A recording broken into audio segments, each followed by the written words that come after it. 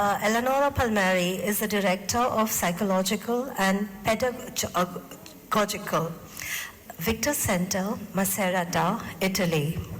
Involved in dyslexia, Dyspraxia, and autism, according to the Crispiani method practices. She's a clinical psychologist, pedagogic, and Itard specialist. She's interested in special pedagogy and neurodevelopmental disorders, language, motor, perception. She has been involved in international projects as a trainer, Singapore, Mumbai, Hong Kong, Poland, and Malaysia. And she often attends as an expert speaker at international conferences. She has developed and coordinated partnerships with many experts in different countries, including universities in Poland, England, Spain, Hong Kong, and Singapore. Training organizations, research centers, advice for teachers and parents. She's the author with Professor Piero Crispiani of Champion Pressing, Special Intensive Practices of Cognitive Motor Training by Istituto, Itard, Collana, Les Sauvages. She has also released a video motor training, Itard. She's the author of many articles and working method of Champion Lirm, Intensive Reading and Motor Speed. I invite Dr. Eleonora to please come and address. Thank you. Can you hear me well? Yeah. Okay, I have this microphone that for me is better. Thank you for coming to my session. There are a lot of information here. Anyway, just information how I work with autism. I'm an expert in autism syndrome and dyspraxia and other kind of disabilities. In Italy, we are a big network. So in our clinical center, we have a method. The method is the Crispiani method. And our training is a cognitive motor training. If you can see the first slide, please. Yeah. What is a cognitive motor training? How to say, if you read, no, cognitive and motor together. So which is our impact to the autism. Autism is a neurodevelopmental disorder, and in particular is a neurological disorder. So how we work? We work motor and cognitive together. Which kind of a movement? We have special exercises to improve a better exchanges between both hemispheres, which is the problem autistic child. There is a slow electrical activity. No? Imagine left and right hemisphere. No? They call each other every time. So what we don't invent anything. Movement is very important. You know, the better you move, better you learn. And many of our children, but the cognitive motor training is useful for everyone, not only for autism, but today we are talking about autism. So a hot brain is better than a cold brain. What does it mean? So that many often you have the child that is not ready to start. So we have a good functional, exercises, functional games, a better contact eye, better self-regulation, better attention. These are three important aspects because autistic child can live better, no? If he is self-regulated, he has got a good impact with the environment. So now I want to do some exercises with you, so I invite you to stand up. And can you put the music, please? Yeah, we are after lunch, so it's not easy, but be patient with me.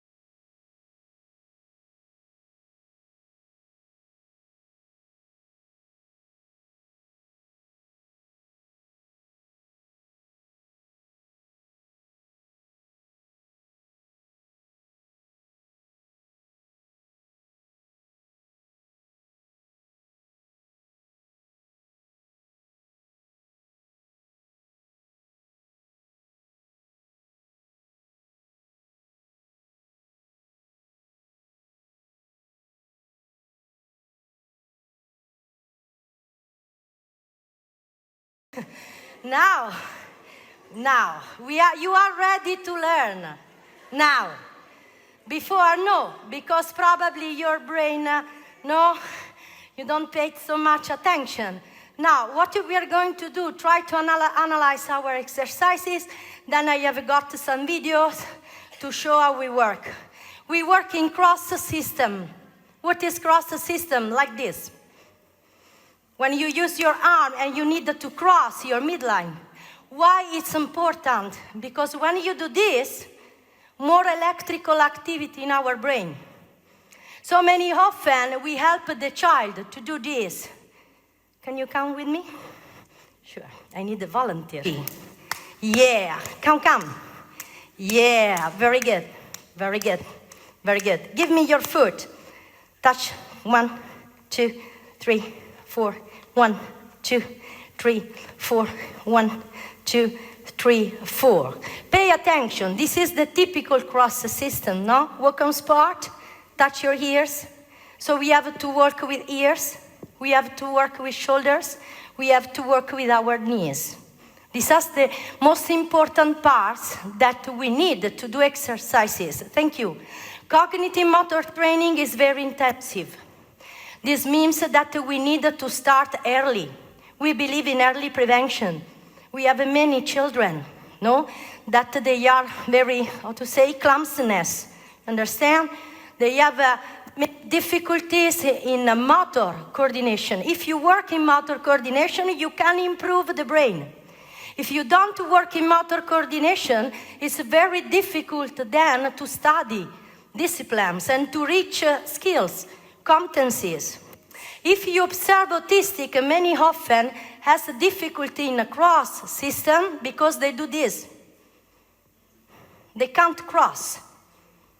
Okay? Rotator system, pay attention, like this. But autism for us is a dyspraxia. You know what is a dyspraxia? Dyspraxia is a lack of coordination. You know, madam? Well, lack of coordination in time and space. So if you wanted to help in language the autistic child, you have to improve motor coordination and language together. While you move, you speak. Try to exercise like this. No? When you make this, it's like a double cross system. Very difficult, because many child do this. If you want to, not to eliminate, but to improve, okay? You know, autistic children have many stereotypes, these kind of gestures when they move, no? But if you work in motor coordination very fast, they improve in this. Why? Because you are working in self-regulation, electrical activity. So there are 5 important points in our cognitive motor training that is useful for everything, for each people, for all of ages. We start from 1 year old. If you open, close your hands. Try to do this. Open, yes, and close.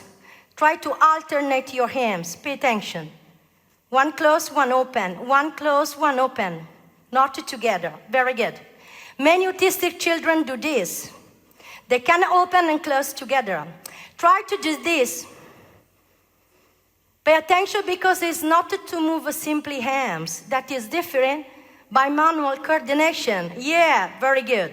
Why is different? When you do this is the self-regulation. You need to stop. You don't need to keep doing. Self-regulation is the problem in autistic children if you want to improve a better adaptation, no? Okay, so you need to work intensive way in motor coordination. How we work? Many often we work 5-7 hours a day with a child, and we are many often 2-3 therapists. 2-3 therapists together. What are our improvement? Language, eye contact, better attention, but you have to go fast. Now I'll show you some video, then we comment. Number 2, please. Now don't stop. Try to continue that, is very useful to maintain and know the attention, touch your ears and so on. Okay, go.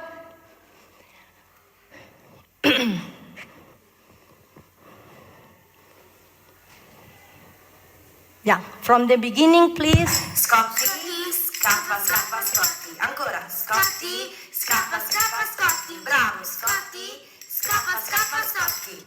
Okay, this is a brief example how we work in rhythm. Why we work in rhythm? Because when you speak, you need a rhythm. When you write, you need a rhythm. When you read, you need a rhythm. Okay? So try to work now an exercise with me. I give you a rhythm and you repeat. Very easy. Look at me. You. Put energy. I and then you. Look. You. Again. Look at me and then you do. Pay attention. You. Now, one more. Means that I clap my hands and you add only one more. If I do 1, 2, you have to do 1, 2, 3. If I make 4, you have to do 5. Are you ready? Look at me. One more. Look at me. One more. Less. One less. It's okay? Look at me. Look at me. Less. No. No. No? Yes, I'm joking. I like it. No? Okay. Now, what I'm going to exercise, functional activity in our brain. But each time in the Crispiani method, we move, or we work on sport, or we run, or we make a circle, and so on. Look another, number 5, video. How many minutes I have? 19. Is okay? Yeah. Okay, look now. Hey, Luca. Groggio avanti. Okay, pay attention to the second, the boy. In alto. That is not able to cross. No, you can see. The cross system. Bravo. No, that's not Mezzo. good. Look this. This is a not Orecchio, autistic child, spalla. okay? He's able to Orecchio, cross. spalla. Very easy. This is the cerebellar area. Bravi. You know the cerebellar? Yes, it's there. And he can cross, okay? So it's very important to cross up and down. When you have a small child, you can help the child in this way, no? You take and you can sound la la la la la la la la la la la la la la la, and you cross. Okay, so we work in this way. When you have a dysfunction cerebellar area, that is here, you have a problem in balance and coordination, of course. So you can do this. And cerebellar area, there is a dysfunction in autistic child, like in the frontal lobe, no? You know? So you need to cross. Okay, this is another one. Walk on spot, and then you have to move. Okay, very easy, okay. The other one, number 7 or 8 or 9. Okay. Why we walk and move? Because when you move, when you walk on spot, there is a better synchronization. The last one, number 9. Yeah.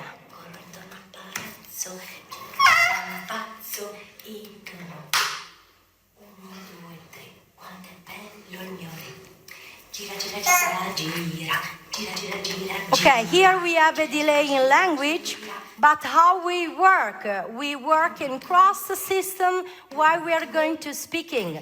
So we don't use so much technology, we don't use so much images, we don't use so much computer, or we put the children in front of technology, because we exercise in movement, cognitive and language together. Try to stress neural circuits to achieve a better academic performance and better disciplines. Why we work in intensive way? To achieve a better automatization of the procedures. If you observe a child how to dress, when you have to brush your teeth, it's a coordination, each time, if you have to put a jacket. If you want to improve autonomy in autistic child, please, before you have to work in matter coordination, in cross system, rotatory system, you put it together, they can improve. Movement is very important, and you put together music, of course, and movement. But anyway, don't simply give exercises. Movement is the key of our brain. Thank you. It's okay? I'm on time? Ah, okay. Okay, I have Adar. No, it's okay. It's okay. No, I'm on time. Thank you to participate with my exercises. I have some books there that are free, some copies. If you want, you can take my motor program. I have, and then you can contact me. Thank you again. Yeah, thank you. It's a pleasure. Yeah. And thank you. Thank you. You're welcome, everybody. Yeah, thank you.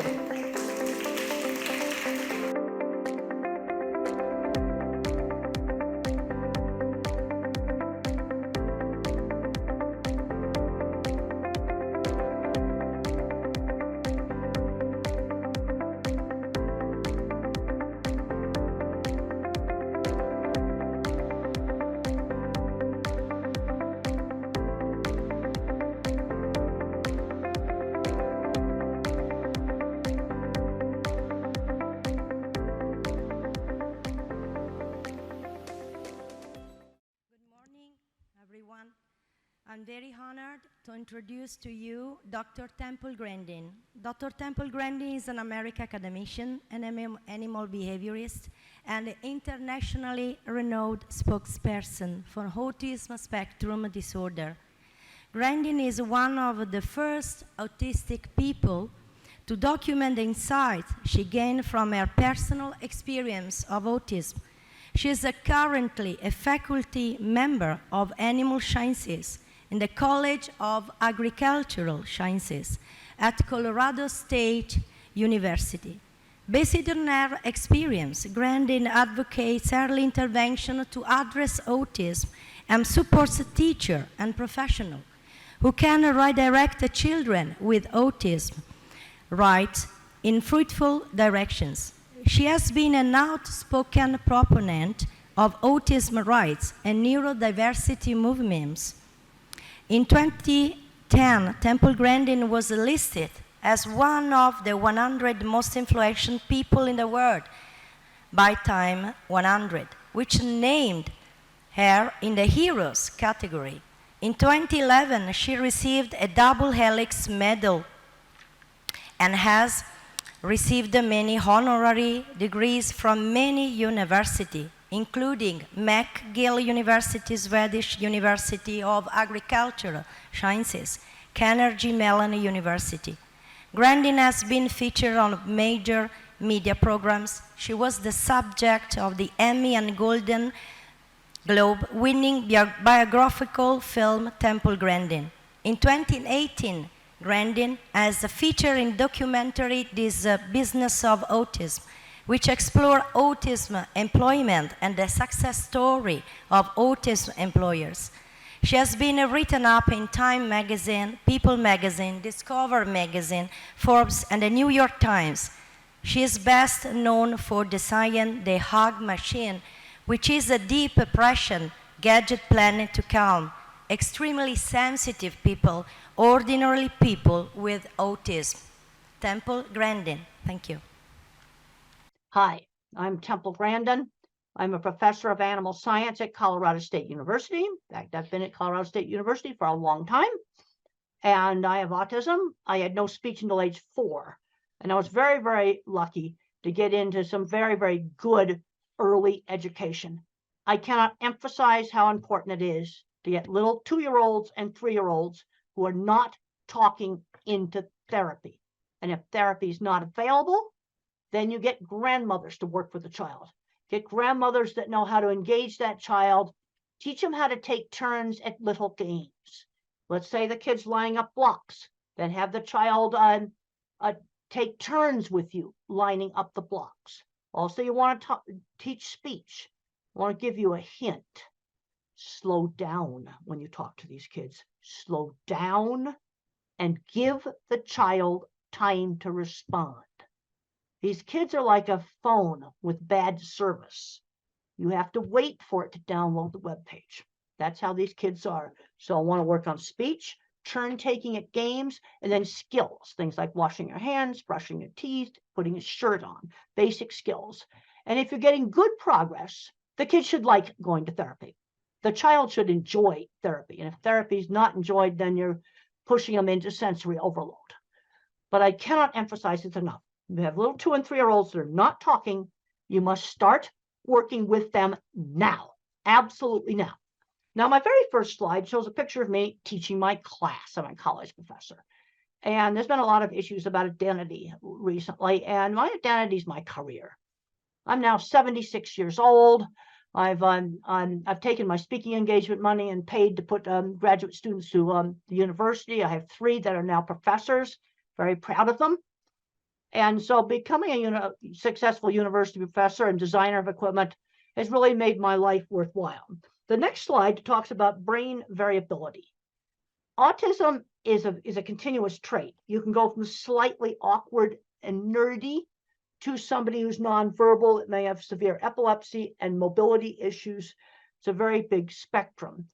And a brain can either be sort of more cognitive and thinking, or a brain can be more social, emotional. And in the mildest forms, it's a personality variant.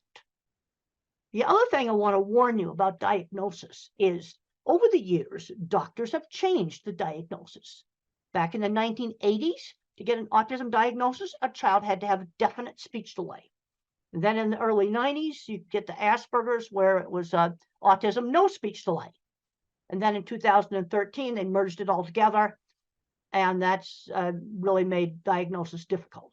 But if you have a child that's not speaking, you need to be working with them. And if they don't gain speech, then what you need to do is give them a way to communicate.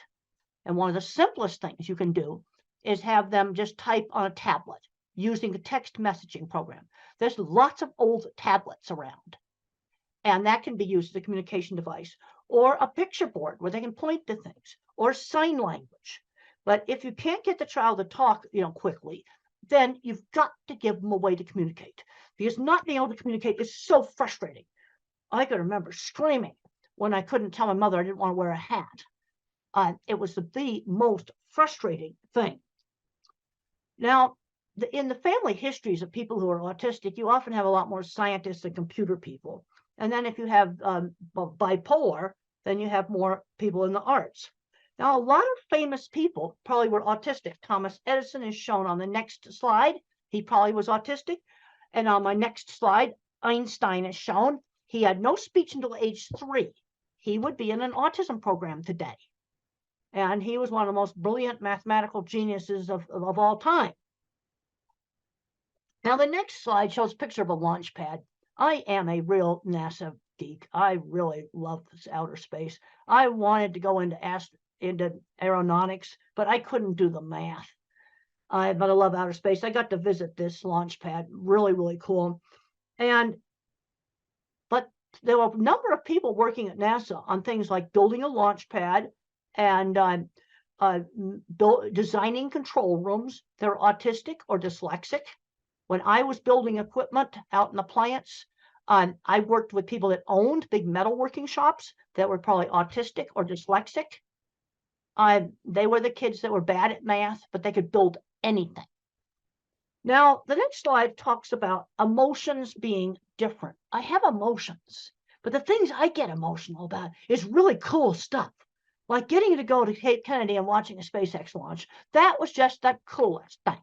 And then looking at live video feeds of some astronauts, going up to the space station in those really cool spacesuits. That's the kind of stuff that gets me turned on. And a lot of fully verbal individuals with autism don't have many friends. I'll tell you how to get friends. Friends who shared interests.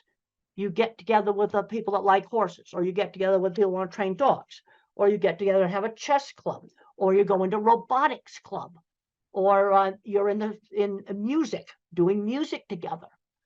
Friends who shared interests. I was bullied and teased in school, and the only places I was not bullied and teased was friends who shared interests. And for me, it was model rockets, electronics, circuit boards, and horses. Those were places where I had friends. For somebody else, it was something different. Now, I got very emotional. The next slide shows a picture of Saturn. We can skip over that. And then the next slide shows a little Voyager satellite. This satellite is really, really getting old. But there's an ancient old scientist, he's in his 80s, named Ed Stone. He is still communicating with it.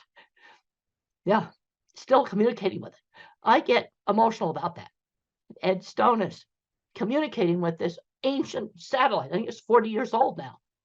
And it's his life.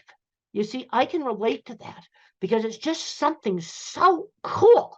The next slide shows the ultimate NASA geek out. I got to sit at the head controller's station and mission control for the old space program. It's a picture of me there.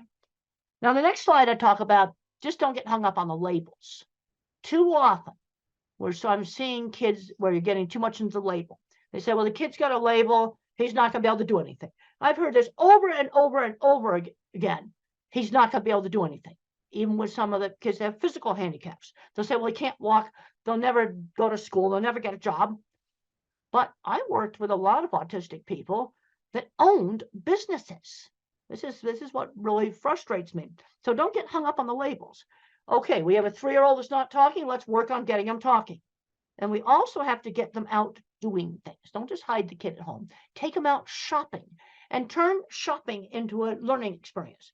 Well, let's talk about different kinds of rice. I know in India, there's all different kinds of rice, curry sauces and things like that. Let's let him pick out some of the things. Or you can say, well, Dad likes this food. Go get it off the shelf. Turn it into kind of a turn-taking game. Get them interacting, getting them to help with chores in the house. Now, I have grandparents. On the next slide, grandparents come up to me all the time, and they discover they're autistic when the kids get diagnosed, and they would be the milder type, probably with no speech delay. And where that diagnosis really helped that adult is it helped them with their relationships. That's where it really, really helped them.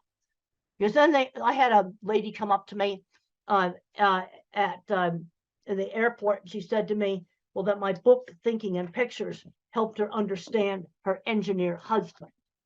There's my book, Thinking in Pictures, my old autobiography, Thinking in Pictures. She now understood her engineer husband, who now that she had found out that about autism. You know, these kind of things are coming up all the time. But I'm seeing too many kids today ending up playing video games all day, and they're not doing anything else. They're not working in the video game industry. And I don't recommend the video game industry because a lot of that work's going to get replaced by artificial intelligence. I'll tell you the work that's not going to get replaced. Kinds of stuff that I did. Fixing motorcycles. That's not going to get replaced. AI is not going to do that. Hands-on jobs, a nurse, somebody who's a very good motorcycle mechanic. That's not going to get replaced by AI. And since I've been traveling really heavy now, I'm seeing lots of elevators that need fixing. And AI is not going to fix elevators, and elevators are not going to go away. So I'm going to tend to really emphasize the hands-on jobs because those are the jobs that AI will not take out. It's going to take out some programming jobs. Now, the next slide shows me standing in front of the vehicle assembly building. And I got really, really, really emotional because that's the most fantastic thing that us old folks did was go to the moon. And the next slide shows pictures inside the vehicle assembly building. And I got on the roof. And I found out later on I wasn't supposed to be on the roof. But that was just so much fun. So much fun. Okay, the next slide talks about some sort of foundation principles in working with these kids. Sudden surprises scare. Okay, so let's say, for example, a child has to go to a new school, or you're going to go visit some new friends. Maybe you show some pictures of their house. You show some pictures of the school. So it's not such a surprise. Okay, let's say they're going to travel on an airplane. Well, let's look at videos of airplanes. Maybe go to the airport and watch them take off. You want to reduce the surprise factor. The other thing you need to do is stretch these kids. We don't force them into something where they're going to get into sensory overload, but stretch them and then give them some choices. Well, we could do this game or that game. We could go to this store or that store. You give them some choices, and we've got to limit the amount of time they're spending just tuning out on phones and other electronics. Now, don't recommend it, banning it. Don't want to ban it. But what we need to be doing, an hour a day is plenty. The next slide shows just a picture of a really, really good teacher. And a good teacher knows how to kind of gently engage a child without causing sensory overload. The next slide just emphasizes the importance of turn taking in a game. And if you were to use a game that's on a phone, I want one phone physically passed back and forth. Physically pass the phone back and forth. So it's a true interaction. Now, the next slide talks about teachable moments. This is a 1950s way of parenting. And I think it's a really good way of parenting. If I made a mistake, we had sit-down meals, you had to eat properly. And if I stuck my finger in the mashed potatoes, mother did not scream no. She would say, use the fork. Okay, or if you have chopsticks or whatever, you use them. You use the utensils. She'd give the instruction instead of saying no. That's really important. Just quietly give the instruction. Now, obviously, if the child ran in the street, you'd have to, but I'm talking about things like maybe touching too much stuff in a store. You might say, only touch the things that you're going to buy. You give the instruction quietly. Okay, the next slide just talks about limiting video games. One of the things we've got to avoid is these kids just becoming recluses in their room. But then on the other hand, due to problems with sensory, and sensory problems are real, some of these kids need some time just to calm down, just some time to chill. And that is okay. But some of the recent research going on with the social media use, again, I don't want to ban this stuff. Some kids play a video game where they can talk to friends. That I don't want to take away from them. But they can't be doing this for 10 hours a day. That's something that we just cannot be doing. The next slide talks about just providing some choices. So you might say, well, you could do robotics, or you could do soccer, or you could be in a theater group, or you could be in the school band. You could do karate's. Cub Scouts is an American program for kids where they learn camping and other skills. So we're going to get out and we're going to do things, but you give them some choices. Now, the next slide shows a little child blocking his ears. Sensory problems are real. That's part of autism.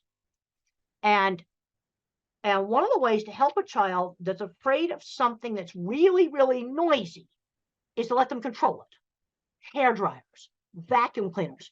Let the child turn that thing on and off where they control it. And I've talked to several families where the vacuum cleaner went from the most hated fear thing to their favorite toy when the kid could control it. Same thing with car horns. Let the child beep it. Now, if some kids wear ear protectors all the time to block out sound, if you wear those all the time, sound sensitivity will get worse. That is something you do not want to do. But to give you control, you can have those headphones with you all the time. Have them with you. They can be around your neck. They can be on the top of your head. Have them with you. And then you only wear them when you get in a really noisy place like the train station. Okay, so if something really noisy like that, you wear the headphones. But the rest of the time, you have them off. But you have them with you. You see, this control is so important. And then another thing we have to be looking at is problems with flickering on LED lights. Some LED lights flicker. I just found out one of my students who's not autistic, but sensitive, that our beautiful new lecture hall has lights that flicker. In new construction, let's try to not build that. Let me tell you how you can find them. Take this thing out here, right here, put it on slow motion video, and take pictures of the room, and you'll find the bad lights. So what do you do if you have a classroom with awful lights, which unfortunately, I just found out that our beautiful new classroom has awful lights. Well, there's two things you can do. Put the desk over by the window, or go find an LED that does not flicker. Put it in a lamp that the child could bring to school and put next to the desk, and wear a hat with a brim. That will also help block out the ceiling lights. So I want to try to give you simple stuff that you can go. Now you can skip over the slide here about the headphones. We already talked about that. The next slide talks about sensory perception in autism. And these sensory sensitivities are part of the neurobiology of autism. And they're very variable. Like, I do not have visual sensitivities. I teach classes in this classroom. I didn't see it flicker. You see, this is where autism is so variable. One individual or adult will have problems with lights flickering. Also, you can get it in some dyslexics, not all of them. Also, some head injuries, too, can also give problems with lights flickering. But sensory problems go with it. Then the next slide talks about just checking for deafness. Auditory threshold's normal, but there's a problem with auditory detail. It's very important when you're teaching these kids speech, slow down when you talk to them. Because when the parents talked fast, blah, blah, blah, blah, blah, blah, just went a blabber. You got to slow down when you talk to them. Give the child time to respond. They're like a phone with a bad connection. Give them time to respond. And even though the threshold for hearing a faint sound, if let's just give an example. If I said the word dog, maybe the child just hears oh. So when my speech teacher worked with me, they'd go dog, and then they'd go dog, really slowing down and enunciating the sounds. Now, there's three basic ways that speech can have problems. I had problems with hearing auditory detail. That's an auditory processing problem. Then I had problems with getting my speech out, almost like a stutter. But now the next slide just talks about echolalic kids. Echolalic kids are the ones that will recite TV show and movie scripts, things that they've listened to over and over and over again. But the problem is they don't know what the speech means. They don't know what it means. So what you have to do is find some lines from that movie that you can put in a real situation. I was just up in Canada, and a teacher told me that this little boy sung on Yellow School Bus, something he'd heard, Yellow School Bus. And I said, that's an easy one. When you go out to the school bus, which happens to be yellow, you say Yellow School Bus, that line from the script, just as you're going up to the yellow school bus. And you've taken that out of the script of some, kids program thing that they've played over and over again. And it tends to be something they've played over and over again that they pick up these lines from. The next thing I talk about is attention shifting slowness. You see, if you're a phone with only one bar of service or a computer with a very small processor, it's hard for me to multitask. It's hard for me to switch attention back and forth. This is why multitasking jobs can be so difficult. Like a busy takeout window or a very busy restaurant where they just have to dish out a lot of orders all at once. That would be a problem. The next slide shows it's an old study done by Ami Klin with some of the very early eye tracking software. And they watched a movie called Who's Afraid of Virginia Woolf, an old black and white movie. But look at how many times the normal person looked back and forth between the eyes. There's nothing in this paper about attention shift. It's all about social. The normal person looked at the eyes. But I looked at this, the autistic's trying to read lips and the mouth, and look at how many times the so-called normal person has shifted attention compared to the autistic. This is the best picture I have gotten, this ancient old paper on attention shift. Now the next slide just shows a little thing that I did on a childhood assignment when I was 5 years old, and I was so frustrated. And I was supposed to mark the pictures that began with the letter B. B as in beautiful. I knew my alphabet, and I marked the suitcase as a B for bag. And they didn't give me time to explain that in my family, we called them bags. And it was so frustrating because I understood the B concept. The next slide shows how some people that have visual processing problems can actually have images break up. And this is a slide from some of the people with migraines also have some of the similar things. The next slide just shows some video interference that might be kind of give you an idea of what the individual very severe visual processing problems might have. And if you're working with nonverbals, There's some really good books like Tito Mukhopadhyay, he's from India. How Can I Talk If My Lips Don't Move? It's a great book. And he describes problems with sensory scrambling, visual scrambling, and problems with motion.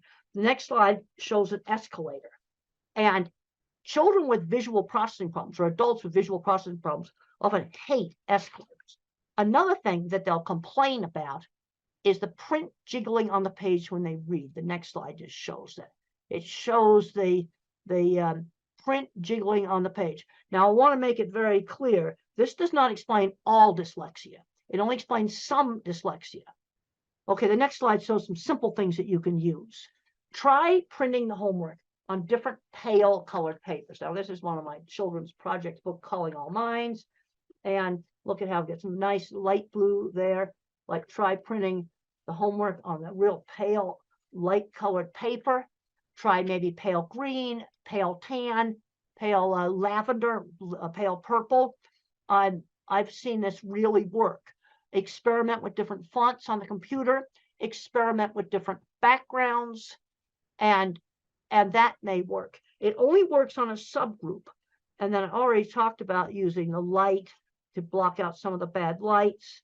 The next slide just talks about very severe sensory problems. Extreme efforts required to screen out background noise. For example, if I'm in a noisy restaurant, very hard for me to hear. And I also have problems with fast chit-chat conversations. They just go too fast for me to follow them. The next slide is the title of a paper called Environmental Enrichment is an Effective Treatment for Autism. That's the title of a paper. And what's done in this is you might hold a warm cup and then smell maybe cinnamon. Okay, so you're stimulating two senses at the same time with a lot of emphasis on touch and smell. Or you might listen to music and hold a cold water glass. You know, very simple things. And what you're doing is always changing those things. And it has some efficacy. It's actually a evidence-based method as an adjunct. It doesn't replace speech therapy or something like that. Next slide are some of the really best books written by individuals who do not speak, but they have a good brain inside there. And my favorite is the one from India, Tito Mukhopadhyay, How Can I Talk My Lips Don't Move? Is my absolute favorite. It's available on Amazon as an ebook. These are all available on Amazon in ebook format, which makes them easy for you to get. And if you're working with a child that does not learn to speak, these books, you must read these books. You know, they're wonderful books, and you'll really understand. The next slide just shows some brains. And the thing is when you hear a word, you see a word, think about it, different parts of the brain turn on. Now, where we've got a problem in the brain is lots of times with the interdepartmental communication between these different parts. The next slide just shows, next two slides just show some really cool brain scans that were done on me of the interconnecting circuits. And then we can go down to one that says axon projection field much less organized. One of those is mine, and the other one is a so-called normal one. And this explains why I had problems with expressive speech. I had less fibers for speak what I see. The next slide just circles the less fibers. And then on auditory, I got just a little tiny one. I'm not auditory.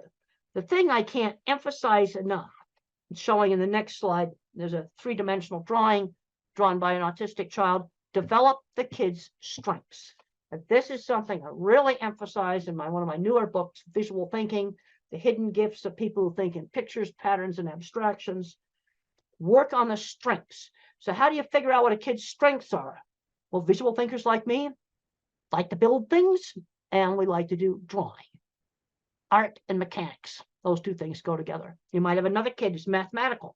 Then move that kid ahead in math. Or another kid that loves verbal facts. These are history lovers. And move them ahead in the thing that they're good at. The next slide just talks about my ability in art was always encouraged. And I was encouraged to do lots of different art. Because a lot of these kids just want to do the same anime character over and over and over again. And people get bored with that. No, we need to be broadening it out. I would draw a horse head. Let's draw the whole horse. Now, the next slide just shows how I see movies in my head. Everything I think about is a picture. Where the mathematical find things in patterns, I think in pictures.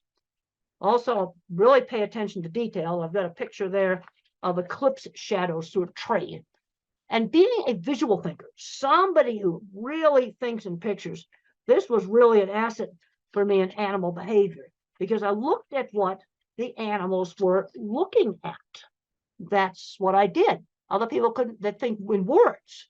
They couldn't understand, why would I want to look at what cattle were looking at? That's kind of ridiculous, but it's important. Next slide just shows seeing a car through the fence, picking up little details in the environment. Animals live in a sensory-based world. They don't live in a word-based world. They live in a sensory-based world. Next slide just talks about some things that have been learned about autism on auditory capacity, much really good pitch discrimination, hearing unexpected sounds. The next slide just shows a curved cattle handling facility. Being a visual thinker really helped me in my work. It was really, really good. The next slide shows how they recreated one of my projects for the HBO movie. And one thing about the HBO movie, Temple Grandin, that is available from the streaming services, it shows how I think visually. It is absolutely accurate on how I think visually. Next slide just shows starting my career in construction and design. And mentors are important. My mother, my speech teacher, my third grade teacher. I had a great science teacher who encouraged me and got me interested in studying. And then there was a man named Jim Uhl who saw my skills and mentored me in getting my business started. And the next slide just shows one of my drawings.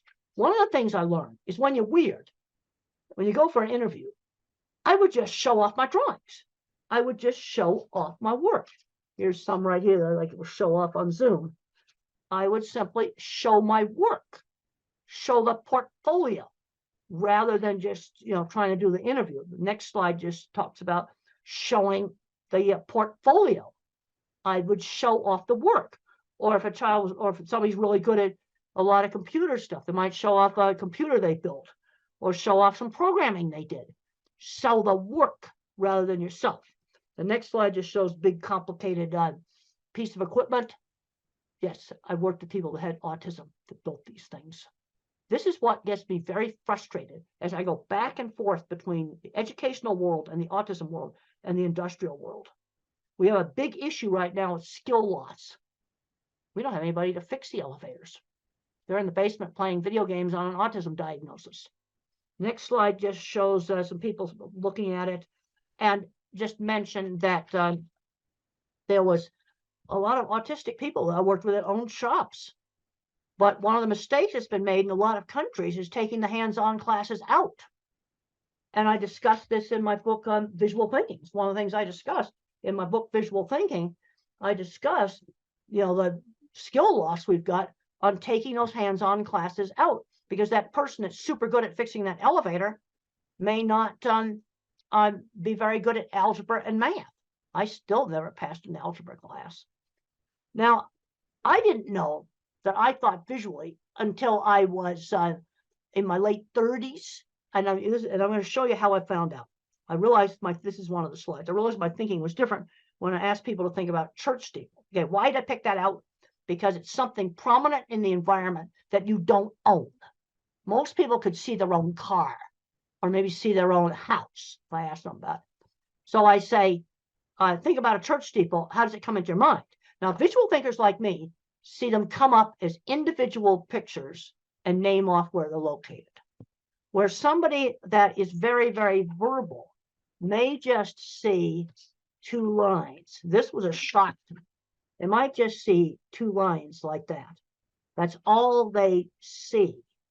And then these flash into my mind like Google for Images. I've got a whole bunch of slides here showing off individual churches. And then you've got different types. You've got great big cathedrals. You've got small. As I see more of them, I can sort them into like chapels versus cathedrals. And then I get into some slides that show that I have a huge visual thinking circuit in my brain. Huge. That's why I'm a visual thinker. Okay, then in other countries, instead of steeples, you can just use mosques. Same thing. You know, it's out there in the environment. You can see the minarets, they're different. I've looked at them, they're different. Be the same thing. But it's not something that most people pay attention to the same way they would their own. They'll think about a house, then you might see your own house. That's why I don't ask house. So I got 2 slides there showing my big visual thinking circuits. Then I got a slide where it shows like working memories pretty well shot. This brings up another accommodation that can save a lot of jobs. And it says, use a pilot's checklist. The slide that says that. I cannot remember long strings of verbal information. You know, let's say it's something simple like cleaning the ice cream machine at McDonald's. Well, I need a checklist for the take apart steps, just like a pilot checklist. Cleaning steps, 1, 2, 3. Reassemble, put it back together steps. Because if they just go yak, yak, yak, yak, yak, yak, I can't remember. I have a terrible working memory, and I need an external working memory. And there's many, many jobs where using a pilot's checklist format would save a lot of jobs. Just let them write down the steps, and you can look pilot's checklists up online. And on for a big airliner, you might have 100 items on the checklist. They don't throw 100 items at the pilot. It's chunked, pre-taxi, pre-takeoff. It's put into different parts of the flight. That'd be similar to the take the ice cream machine apart, then clean it, then put it back together. But there's a lot of situations where using pilot's checklists would save a lot of jobs, because employers will go, oh, I want to show them how to do that. He's stupid. Well, this is where I need that external working memory. The next slide is a super important slide on the different kinds of minds, which is a major theme in my book, Visual Thinking. And the correct name for my kind of mind is an object visualizer, because everything I think about is a picture. And the kinds of stuff that we're good at, art and mechanics, because you can see how things work. Art and mechanics, also photography. But that's what we're doing good at. Horrible at abstract math. I worked with people that owned shops that were designing and patenting all kinds of equipment that couldn't do algebra. You see, this is where the hands-on mechanical genius, it's a different kind of mind. Then you have your visual spatial. This is your pattern thinker. This is your mathematician. This person thinks in patterns. Patterns, not pictures. They're going to be your chemists, programmers, physicists, things like this, things with math. And then you have the person who's a verbal fact thinker. They think almost completely in words. And if it's an autistic person, they often love history. They often love facts about maybe sports, different sports and things like this. They'll know all of the words for all the different players and things like that.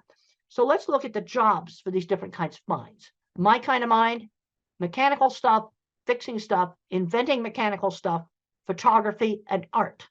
Mathematicians, computer programming, electrical engineering, the more mathematical parts of engineering. Because one of the things I've found in working with these big food companies is that the shop people like me, invent mechanical equipment. The more mathematical mind has to make the refrigeration systems in a food processing plant work and make the boilers work. That stuff requires more math. So you need the mathematician mind to do engineering. But you also need my kind of mind who can't do algebra to work on the mechanical things. And then what the verbal thinkers, good jobs for them, specialized retail. There's been some really good successes in selling cars, selling specialized business insurance, selling sporting goods, where they're recognized for their knowledge of the products, selling phones, and not try to sell somebody the most expensive phone, but sell them the phone that's right for them. Because where we're really falling down is on the job front, getting them into jobs. Let's start off with chores for little kids, 11-year-olds, maybe helping out at a fruit stand or, some little market stall, doing a job at a community center, walking dogs for people. I want them doing something on a schedule outside the home. Really important, because the moms often tend to overprotect. Is that they're legal age, they need to get a real job. And you need to just figure it out in the neighborhood. This is one thing I've noticed when I've gone to a lot of countries. There's a lot of little tiny small shops. And I drive by those shops and I'm going, oh, that little clothing store would be perfect for this autistic girl to start doing some work in. And you just set it up in the neighborhood. Mother did that with me. When I was 13, she got me a little sewing job with a local seamstress who worked out of her home. It was just something done in the neighborhood. But they've got to start learning how to do things outside the home. This is really, really important.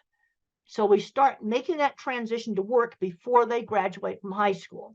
I cannot emphasize this enough because work skills are not the same skills as academic skills. Now, I was a goof around student until my science teacher motivated me to study, because being a scientist, you had to study. And I made up for like 3 years of high school where I goofed off really quickly.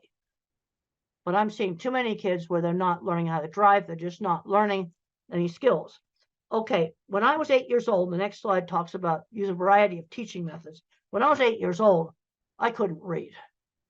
Mother taught me with phonics. I already knew my alphabet. And she would read out loud, find a book that I was interested in. We had a book in the US called The Wizard of Oz, a really fun book. And she'd stop at an interesting place and then have me read more and more. And I very quickly learned to read with phonics. It wasn't that hard. There's all kinds of complicated stuff online. Oh, we didn't use any of that stuff. I already knew my alphabet. And I already knew the little alphabet song, A, B, C, D, E, F, G, yeah, the little song. And that has half the sounds. And I was able to learn how to read. And I very quickly went from, I was 8 years old, no reading. I immediately went up to the 12-year-old level of reading very quickly.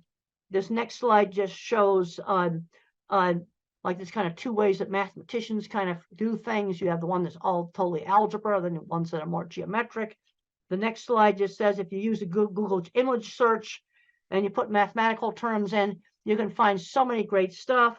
Then I've got a slide of a plant that has mathematics in it. Then I've got another slide that shows Penrose tiling. That's what Stephen Hawking used. And I really, really like what Stephen Hawking had to say about disability. Concentrate on those things your disability doesn't prevent you from doing well. He could do math in his head super well. Next slide just talks about getting interesting magazines and things in the school library, fractals. I've got a whole bunch of slides here that just show cool, interesting stuff. Then there's a picture of me with a horse looking at me sawing a board. And friends who shared interests. A lot of kids aren't doing enough hands-on things. AI is not going to take away hands-on jobs. You're still going to have a nurse in the hospital. That's not going to go away. There's a lot of jobs like that, and jobs fixing things, mechanical devices. Yeah, there's a lot of things that 3D printers can do, but guess what? Somebody has to fix the 3D printer because it's a mechanical device controlled by a computer. And the next slide just shows some kids today, they don't know how to use a ruler. They don't know how to put a hose on a faucet. The next slide just shows a beautiful rainbow. So when I think about really abstract stuff, like, okay, religion, I kind of look at that rainbow. It's so beautiful. I also have a picture behind me of the deep space field in the Hubble telescope, and it's got thousands of galaxies out there. You know what's interesting about that? The scientist who did that pointed the Hubble at nothing, and he found all the galaxies. Let's talk about the next slide about bottom-up thinking. Okay, verbal thinkers will get a top-down concept, like maybe let's have a inclusive classroom, for example. All right, that's a good thing to have. I want to see autistic kids mainstream into a regular classroom, but how do we do it? Bottom up, I'm thinking specifics. Okay, the LED lighting issue and the flickering. Bullying has got to be gotten under control. Those are two things we have to do. Using the pilot's checklists would be another thing. You see, those are specific things that you could do to make a classroom more inclusive. The next picture just shows autistic kids sorting different things in his mind. And my mind's like a spreadsheet. So when I was a little kid, I said, cats are smaller than dogs. But then when our neighbors got a little tiny dachshund, she was the same size as a cat. So I had to find other features that she shared with dogs, like barking, the dog's smell, and the shape of the nose. Now, the bullies used to call me tape recorder, and I got a picture of a 1960s antique tape recorder there. And I didn't know why they were calling me that, because I'd always used the same phrases. But then as I got out and I did more and more things, then I got less and less and less like a tape recorder. Okay, teaching number concepts and generalization. Okay, count a variety of different things. Teach fractions, maybe cut up on, cookie into 4 pieces. Teach fractions.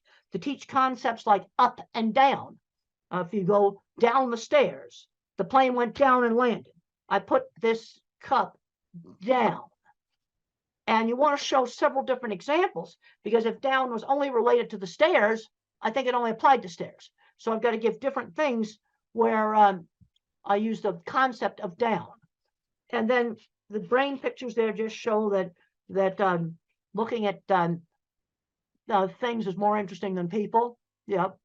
I get really turned on about things like the scientist who had the guts to point the Hubble at nothing, and he found everything.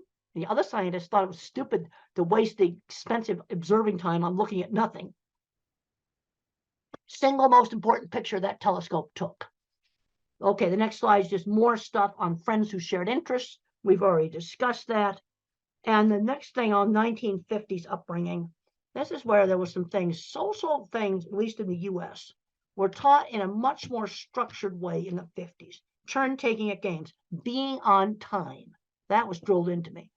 And I think we had a big, huge school clock that was this big. And every time the second hand went around, the minute hand did 1 click. I could see it.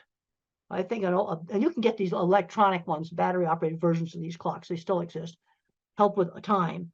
And then sometimes you got to do an activity you don't really like because somebody else in the family wants to do it. That gets back to turn taking. The other thing that really helped me, and it helped a lot of kids in the 50s, is party hosts and hostesses. In the 50s, when we were 7 and 8 years old, we had to dress up in our good clothes, and we had to pass the snacks around, greet the guests, be little hosts at the parties. And my brother's not autistic. He hated those parties, but he admitted they helped him become a bank vice president. Because I just read in the Wall Street Journal just the other day that college students are just scared to death to go up and talk face to face.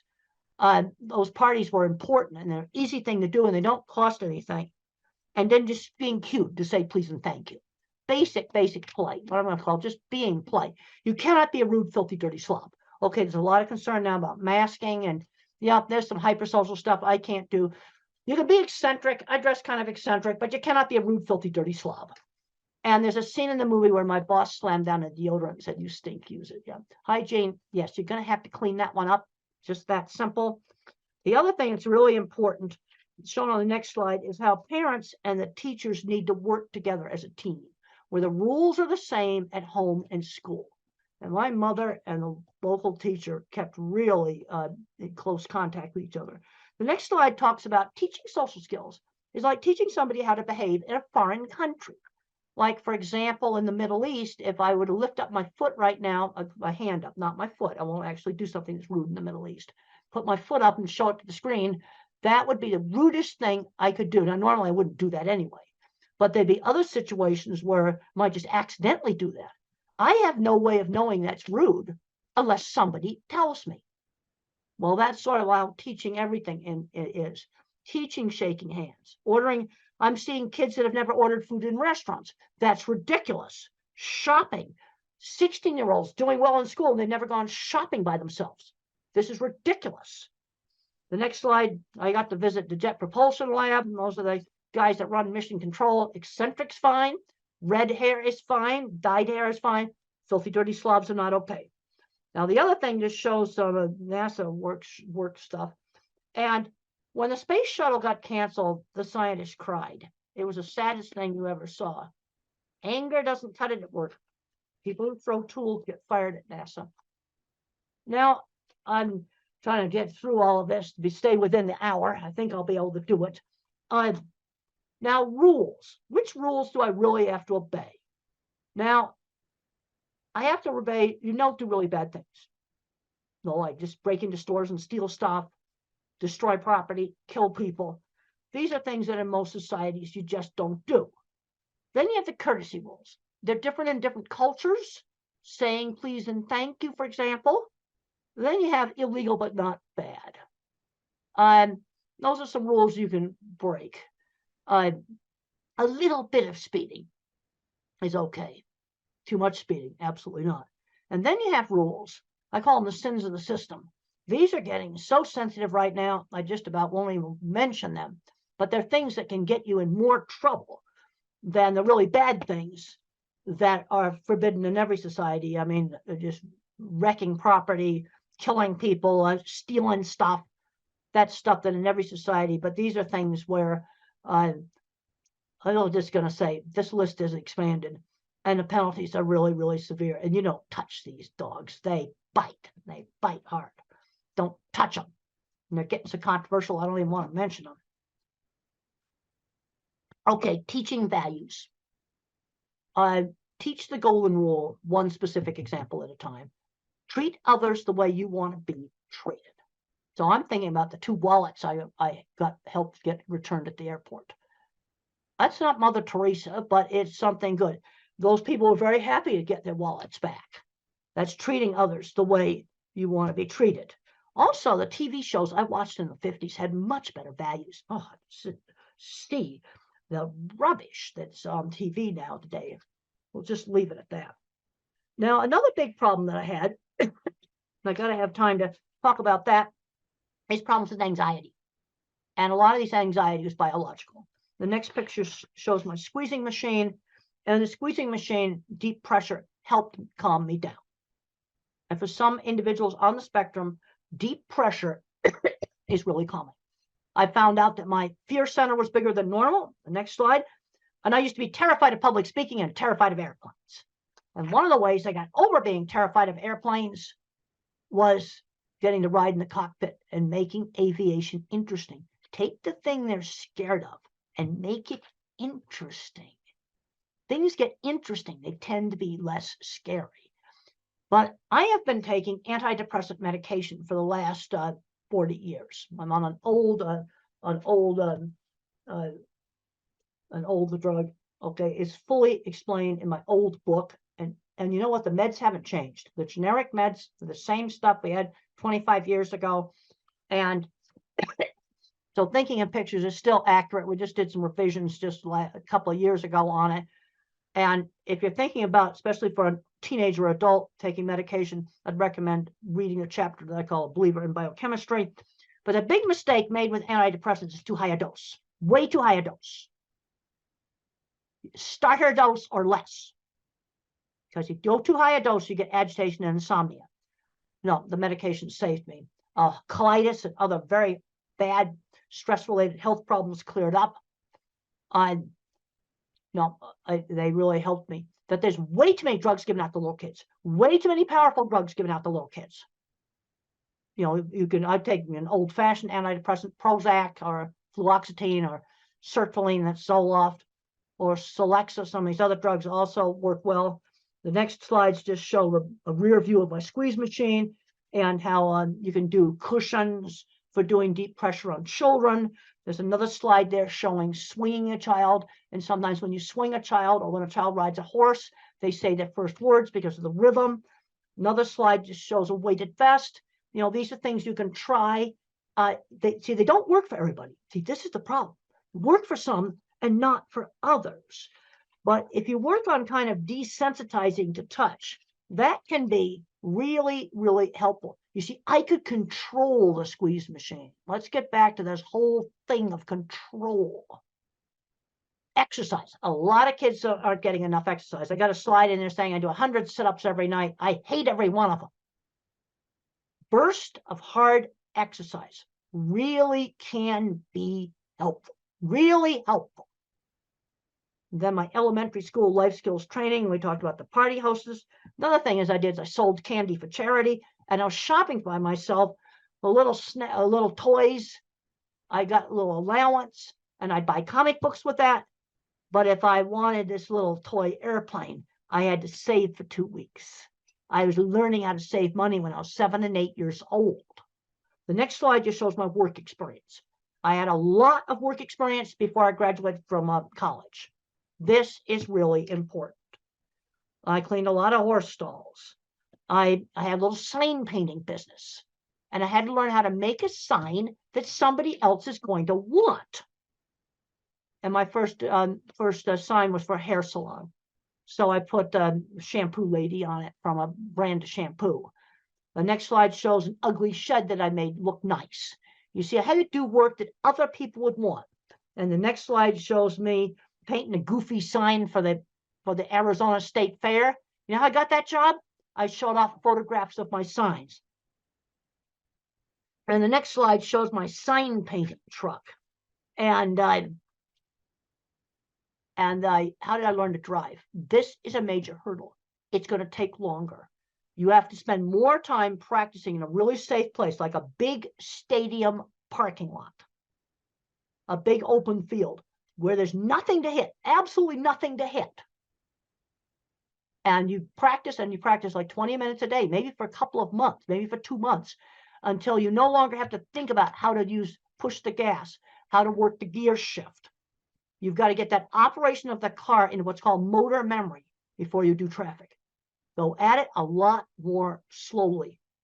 And then I just have a slide there, tasks outside the home, a whole bunch of tasks there. That might be different in different countries, but the bottom line is I want them doing a task on a schedule outside the home. And this needs to start like at 11 years old. In the US, that replaces paper routes, which we don't have anymore. Next slide just shows, Lego Mindstorms might be one activity. Then I've got a slide in there that people were impressed with my drawings. That's really important. Then I've got a bunch of slides here that show selling myself rather than showing off my work. I got a whole bunch of slides on showing off work. Talk about showing kids interesting things. The other thing on getting jobs is we need to be getting in the back door. And there's a picture in there that shows the Swift plant where I first started, and I met the wife of the plant manager. Yeah, you see, use connections. And then there's my, I was wearing this shirt that's in the Cowgirl Hall of Fame when I met them. Using, connections to get into jobs, finding mentors. I know I'm running out of time here. Got to just rush through this. Finding mentors. My mother, my elementary school teacher. These are so important. And then I have a bunch of slides here that show jobs for the different kinds of thinkers. I don't think I need to read all of that to you. You can look at those. And then to finish up, I've got some stuff on medication in here. Let's try exercise before you try a drug. It's like, one of the big things that's a problem is way too many drugs are handed out like candy. That is wrong. And the medication I am on, the antidepressant, is, relatively mild medication. The other thing is try one thing at a time. So let's say you try a supplement, like a gluten and casein-free diet, for example, that helps some kids. Try one thing at a time. If you do a new school and a drug at the same time, you don't know what worked. This is just a basic thing. And no medication is going to give you 100% control of anything. Okay, now in troubleshooting behavior problems, you got to figure out, is the problem biology? Because you might have a nonverbal person that doesn't speak, and they got a stomach ache, and they can't tell you about it. That's going to make a lot of behavior problems. That's biology. Or maybe there's certain loud sound that's bothering, or that's biological. Now, behavioral, sometimes you do things to get attention. The whole frustration with not being able to communicate is huge, but I have kind of a little troubleshooting list there of things to try to, especially with nonverbal clients. Then I have a list of painful things that can be wrong with a person who is nonverbal. There's been horrible cases where people have died from a burst appendix. They were nonverbal and they couldn't tell the doctors that they were hurting. And there's a whole list of things that can be painful things, and some books there that might be helpful. Okay, some of the supplements, probiotics. I take probiotics. They've helped me prevent urinary tract infections. They've worked. But I'm taking one probiotic. take one regular medication, dysipramine, an old-fashioned tricyclic antidepressant, and I take one probiotic. I'm not taking pharmacies full of stuff. Let's try to figure out the stuff that works. I then have a list of the antidepressants, and in low doses, the things that they're good at is anxiety. I don't know about depression, but they work for anxiety. Low doses. And then you've got the atypicals, that's the heavy, much heavier drugs, and much more side effects. Things like obesity, for example, can be a side effect, and some shaking disorder. And you want to try to use the lowest dose that will work. Sometimes very, very tiny doses of risperidol help with sensory, but I mean tiny doses. Another low dose principle, use the lowest dose that works. And then for some of the problems with anxiety, sometimes blood pressure pills work. And I've got a slide there that has blood pressure meds on it. And then epilepsy drugs. You can sometimes get outbursts that are actually psychomotor epilepsies, and they're completely random. They can be calm listening to music and have an attack, and we treat it with epilepsy drugs. So that's kind of getting near the end of this. Look up interactions. I'm finding that, let's say you're taking 4 different medications, make sure they don't interact with each other. And you can look that stuff online. It's readily available. But there's a tendency sometimes to just, okay, we got one little problem, we just throw another drug at it. That's wrong. But on the other hand, I'm not anti-drug because I think this medication saved me that I'm on. And I write about it in this book. And even though it's 27 years old, it's still accurate because the generic stuff's still the same. And I'm taking a probiotic that prevents urinary tract infections that the doctors couldn't figure out how to stop my urinary tract infections. Now I just take it. They gave me antibiotics to clear it up. And then what the probiotic does is it prevents it. And that's worked for me. Now but that's 2 things. That's not shelffuls of stuff. Well, I think we've run out of time. I had an hour, and it's been wonderful talking to you by video. I think we've covered a lot of stuff, and it's been great to be here by video. And I want to thank the hosts there for staying on and letting me talk to you, because I do a much better talk when I got people there I can see and talk to. Okay, thank you.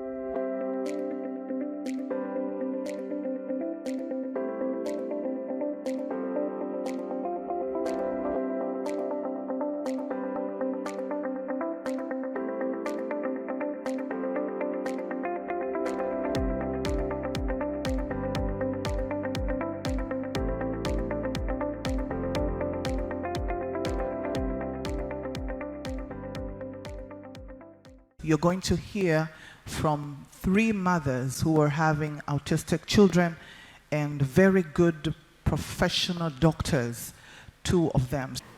So maybe I can start as a parent, and I know most of us parents here would be wondering, especially parents from Africa. So we're wondering, what are the more advanced interventional therapies, across the world? Because in Africa and in Tanzania, to be more particular, we're already used to the normal basic therapies. So we would like to know from you, doctors, what are the more advanced, intervention therapies out there? Yeah.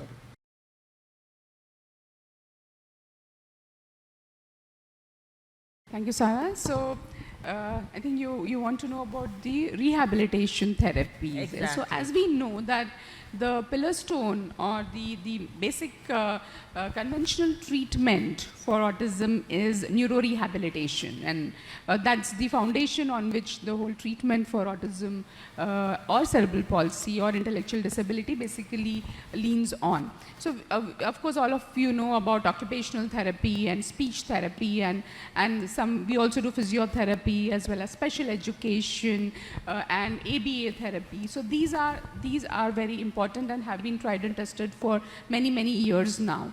But what we also have, especially in India now, we have aquatic therapy.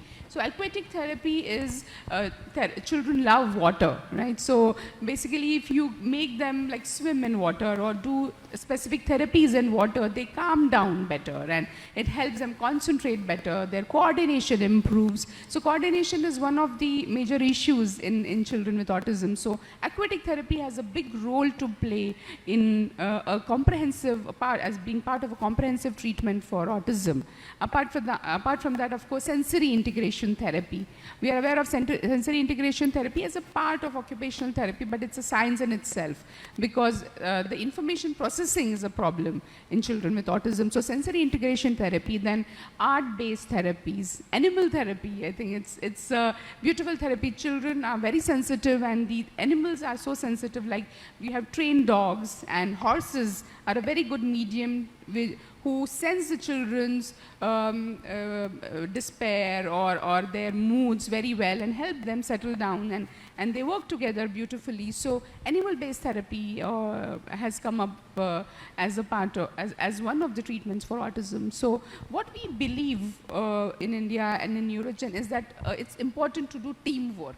So everyone working separately, you will achieve a little bit, but when you work as a team, together everyone achieves more. So comprehensive holistic rehabilitation, which happens together under one roof, would be the ideal situation to get treatment for children, and especially parents understand the importance because they are going from one place to another to get rehabilitation from different people, trying to squeeze in everything in one day. So comprehensive holistic rehabilitation under one roof which combines conventional rehabilitation with advanced rehabilitation treatments like aquatic therapy and sensory integration therapy, along with ABA and speech and special education and art-based therapy and animal therapy would be the best combination, we believe.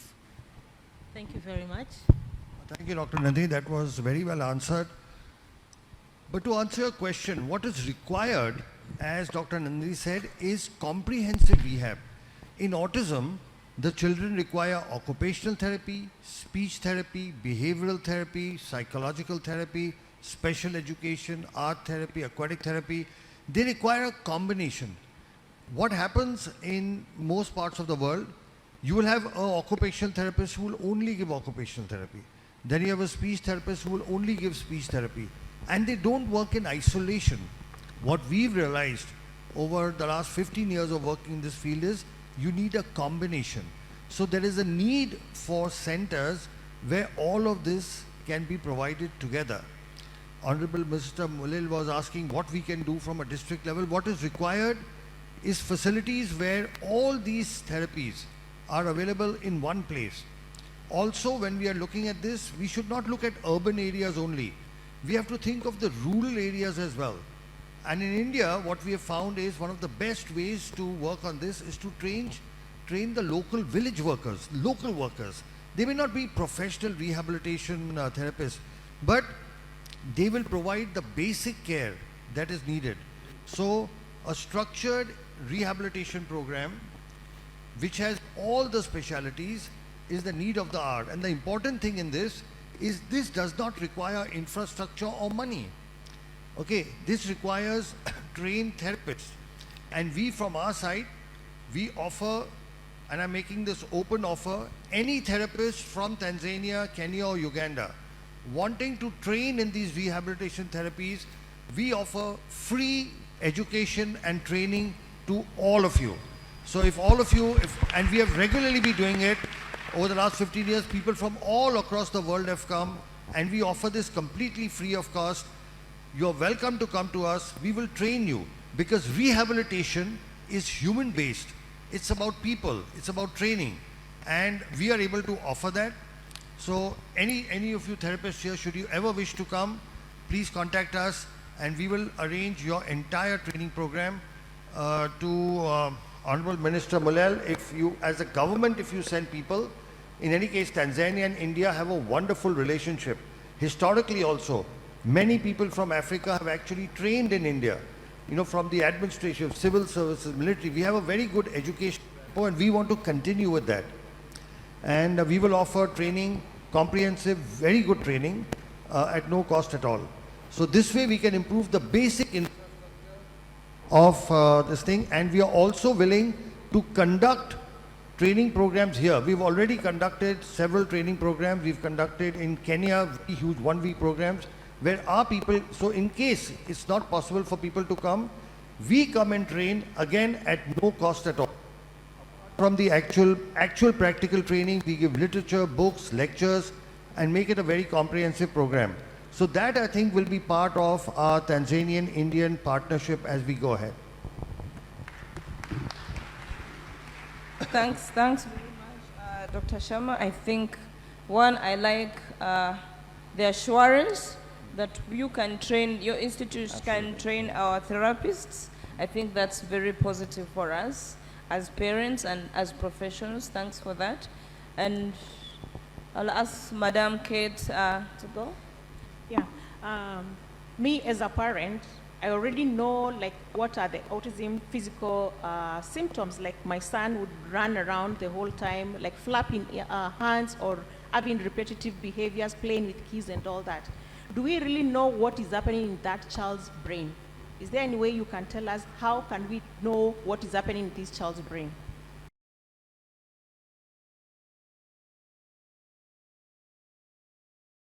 It's really important because so many parents come to us and say, oh, my child looks absolutely fine. What exactly is wrong? You know, people say that there is something wrong in the brain, but how do we know? The MRI, most times MRI is not done, and even if it's done, the structure seems to be fine.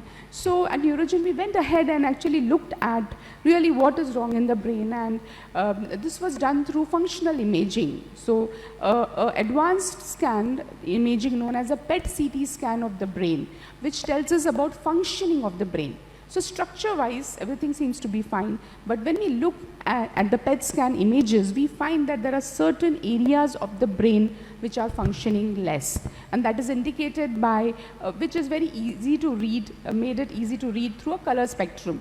So we were explaining to the Honorable Deputy Health Minister also that, you know, when you look at the brain with those different color schemes, you see that there are green, lighter brain, green, yellow and red, which are normal functioning brain, but deeper parts, which when we say out and we think about what do they do, it correlates beautifully. So the small part of the brain, and one of the speakers yesterday actually mentioned that the cerebellum, the back of the brain, which is important for coordination, balance, articulation, chewing, integration of functions and movements and tone, is working less, and you can see that in the PET scan. The deeper parts of the brain, known as the medial temporal, which is responsible for understanding, learning, comprehension, socialization, emotional expression, this is working. And the middle part of the brain, which connects the two brain, known as thalamus, which is a relay center, is working less. So all of this is possible only through the PET scan. So through the PET scan, we can actually find out which parts of the brain are working less, and now we get an understanding as to why our children are unable to process information or unable to respond to a lot of training that we do. So advanced imaging has really helped us go deep into a better understanding of what is autism and what really is functioning less and what is lacking in the children. So to continue with what she said, there is new brain imaging technology, and here I will have to keep talking back to Honorable Minister Mulel that we will need this equipment in this country. This is an equipment called PET-CT scan. I'm not sure if it's available. It may be available. This is modern functional imaging, which actually tells us which parts of the brain in children with autism are not working. So if it's there, that's great. We can actually start, investigating and looking at our children. But what is functionally, as Dr. Nandini said, has been found. So if I were to divide our brain into an upper brain or a higher brain, which does the thinking, the intelligence, the executive function, and all of that. And then there is a little lower brain, the smaller brain called the cerebellum, and the medial temporal brain. This is responsible for the primitive instincts. This is responsible for, the basic reflexes that we have. Now, what we have found in our research, and we were the first to do this in the world, and we've published our work in a very prestigious journal called the World Journal of Nuclear Medicine. We have for the first time shown the world that there are parts of the brain that are what is called hypermetabolic, or not working properly. And this corresponds to the symptoms. So now for the first time we know why our children cannot talk, why they cannot read and write, why do they have all the behavioral issues, why can't they make eye contact, why can't they, take care of their daily activities like, brushing, bathing, food, etc. Why can't they process information and comprehend? Because there is a part of the brain that's not functional. For example, let's say if any of you developed a fracture of your leg, would you be able to run? Would you be able to walk? You would not be able to stand. It's not your fault. It's just that if your leg is fractured, you can't walk, run and move around. But if your fracture was fixed, now you'd be able to walk. Now, this also answers a question that many parents have. Many of you will say, we have done all the rehabilitation possible and still our child is not improving. Okay, are there parents who will say that? There are parents who will say that, right? That we have done all the rehabilitation possible, our child is not improving because presently we are doing rehabilitation on brain that is not functional so much. But now there are medical technologies that can actually help improve this function. So understanding is the first step towards getting a solution. And today with the brain, the understanding comes from modern imaging techniques which include PET CT scan, MRI, EEG. MRI and EEG is available easily. But a combination of this gives us an insight. And once you have an insight into the problem, now you can find solutions. Thank you so much. I think that's wonderful. I have a question as you speak. So there is this brain, you've done your imaging, you've done the PET scan, you found there's something in the brain. I've heard there are new treatment modalities, hyperbaric oxygen, therapy, ozone. What is the role of those treatments in either treating or alleviating the symptoms of this brain?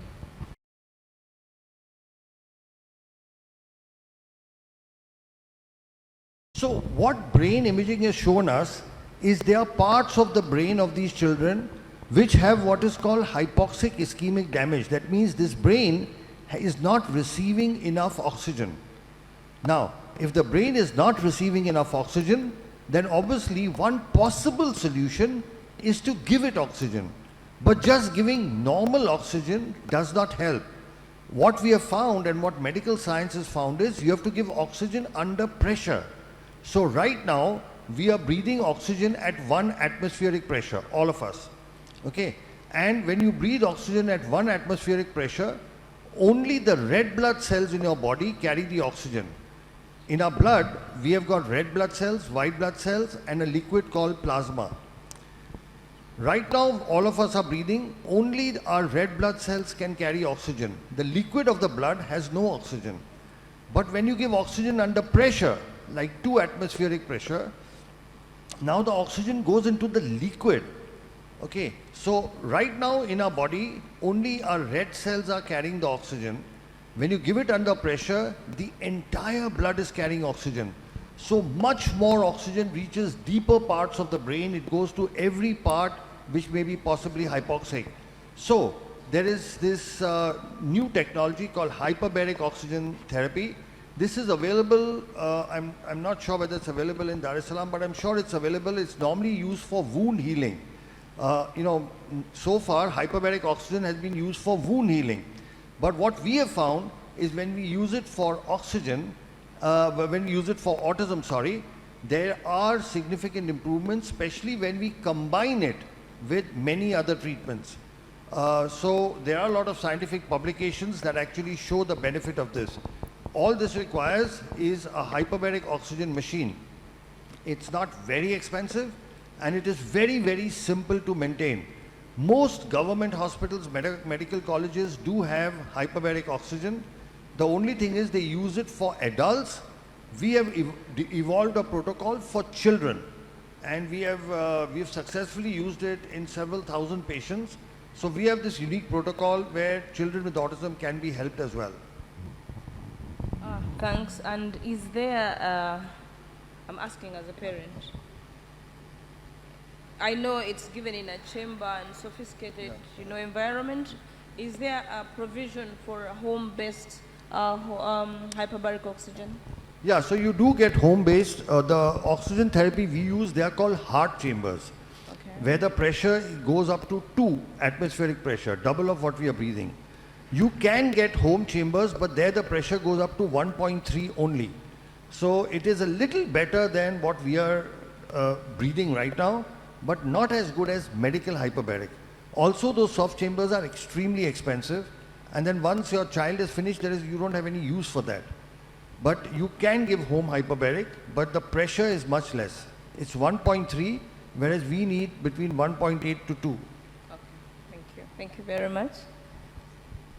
Dr. Alok or Dr. Nandini, the ozone therapies and the HBOT therapies, that is hyperbaric therapies, they make a lot of sense to me as a parent because I've gone through that. Can you explain to us or to parents more about the regenerative medicine or the cellular therapy, and how is it effective to autism and other neurological disorders like cerebral palsy or stroke or any other neurological disorder?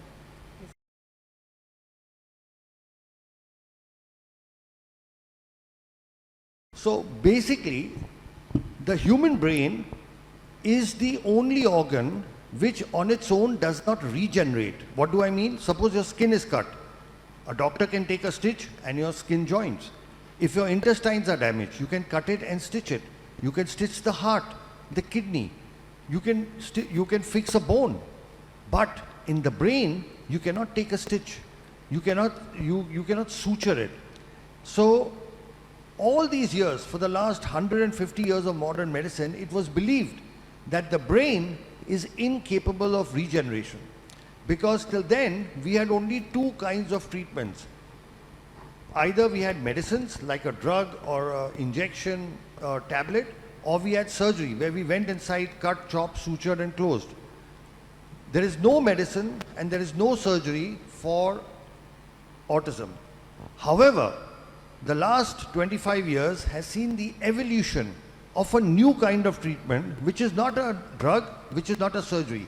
It's called cellular therapy, where you use healthy, good cells to repair damaged cells. For example, if suppose you get a cut on your hand, what happens? That wound heals by itself, right? That wounding is called biological healing. So now it is possible to repair damage in the brain through cellular therapy. So where do we get this from? What we do, there are 2 kinds of cellular therapy. One is when you take from the child's body or from the patient itself and put it back in the patient. And the second is when you take it from a donor. So there are 2 completely different types. Now, the treatment that we do, we take from the patient or from the child. And what we do is, just above the hip bone, there is something called the pelvic bone, where we put a needle. And we take out the liquid in the needle that is called bone marrow. It's a very simple process. It takes 15 minutes. The child is given local anesthesia and sedation, so the child experiences no discomfort. Once we take out this bone marrow, we next take this to our laboratory, and from this bone marrow, we sort of filter it and separate it by putting it in machines called centrifuges, and then we isolate or separate the cells that we need, that are in general referred to stem cells. What we do is we use what is called mononuclear cells. So we have taken out, I'll repeat again, we've done a bone marrow, 15-minute, just like how you collect blood, right? You put a needle into your vein and collect blood. Likewise, we put a needle into the bone and collect bone marrow. It's just a collection. We have taken this to our laboratory. Now we've separated the stem cells. And then once the stem cells are ready, this takes about 3 hours. Then we call the child back to the operation theatre, and we make a needle puncture in the lower back. Why the lower back? Because in the back, our spine has got a fluid called cerebrospinal fluid, which circulates from the back all the way to the brain. So it goes to the brain, comes down. It's a continuous circulation between the back and the brain. So when we inject the cells into the lower back, into the fluid, within minutes it goes up to the brain. Once it goes up to the brain, the damaged areas, they pull the stem cells towards it, and once the cells are taken towards it, they start the repair process. Stem cells are known to multiply, they divide, and they convert into neural cells. And we have done all this, between 1998 to 2008, for 10 years, we did work in the laboratory and we worked with animals. And we first showed and proved that these stem cells can convert into neuron cells and that they can repair the damage. So in this whole treatment, if you can see, there are only 2 needle pricks. With one needle we take out, okay, then we separate the cells, and then with a simple needle we inject it back. And what are we injecting back in the child? The child's own good and healthy cells. There is nothing from the outside. There is no chemical. There is no any artificial thing. There is no donor cells. So we are taking good healthy cells from the child, putting it back into an area where it is needed. So it's a very simple process. Did you understand the process? I can repeat it. A simple needle into the pelvic bone, take out the bone marrow, takes about 15 minutes. Take the bone marrow liquid, take it to the laboratory, filter it, separate the stem cells, and then call the child back and inject with a very thin needle into the lower back spinal fluid from where it travels to the brain. So the beauty of this treatment is it is so simple. It can be done anywhere. It's not complicated. It's not like the major, I'm a neurosurgeon, I do brain tumor surgery, spine surgery. That's also complicated. Takes hours and hours. You go and open the skull, go into the brain, do things. It's nothing like that. 2 needle pricks is all it requires. And we are using our own good cells and putting it back in the child. So we now have a clinical experience of more than 13,000 patients. People from all across the world, more than 100 countries, actually from 102 countries have come to us. And several patients from Tanzania, several patients from Africa. And with this treatment, we are able to repair the damage, and we have proved it in 2-3 ways. One, after the treatment, the child starts improving by itself. The understanding improves, the comprehension improves, the behavior improves, the eye contact improves, they get back their speech. Several of our children are able to go to schools. Many of the kids we have treated several years ago, they have not only gone to regular schools, but they've graduated. Many of them are now doing jobs. So they become completely independent. So our kids, in a few years' time, go off the spectrum. Why? Because now we've repaired the basic damage in the brain. Once the brain damage is repaired, now they are able to integrate and get into a normal life. So that is broadly what stem cells do. I tried to make it as simple as I can. Yeah. Thank you very much. Sarah? Yeah, thank you, Dr. Alok, for the detailed explanation. But I'm sure many parents here will be wondering, because we've heard a lot of things about stem cell therapy. How safe is it? And are there any risks behind it?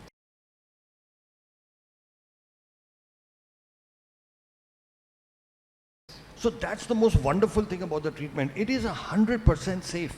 Why? Because we are not operating. We are doing just 2 needle pricks. With one needle we are taking out, with one needle we are putting back, and we are using the child's own natural healthy cells and putting it back. So there is no danger or no risk. Now the only possible risk, and we have published this as well, is in children who have epilepsy. Epilepsy is convulsions, you may be aware, where there is a past history of epilepsy. In 3%, it's a small ratio, but it's 3% of the children can develop epilepsy after the treatment. But if it does happen, it is treated with medicines and it can be controlled. This risk is not there in children who don't have epilepsy. So in children who have epilepsy, there is this 3% possibility. Otherwise, it's a completely safe treatment. We have a 0 risk of infection. We have no patient so far who's become worse than what they were before. As a parent, your main issue will be, my child should not become worse than what he is. So about that, I give you an absolute guarantee. And they're very strong words. A guarantee that a child will not become worse than what he is. He will not lose any skill that he already has. He's only going to improve. My question following that, again, thanks Sarah for that excellent question. I think that puts a bit of anxiety down. But in what age groups do you get the best results? Or who is the youngest patient? What's the age of the youngest patient you've developed with, you've dealt with? But also I want to know what age groups we should be targeting to make sure we maximize the benefits of stem cell.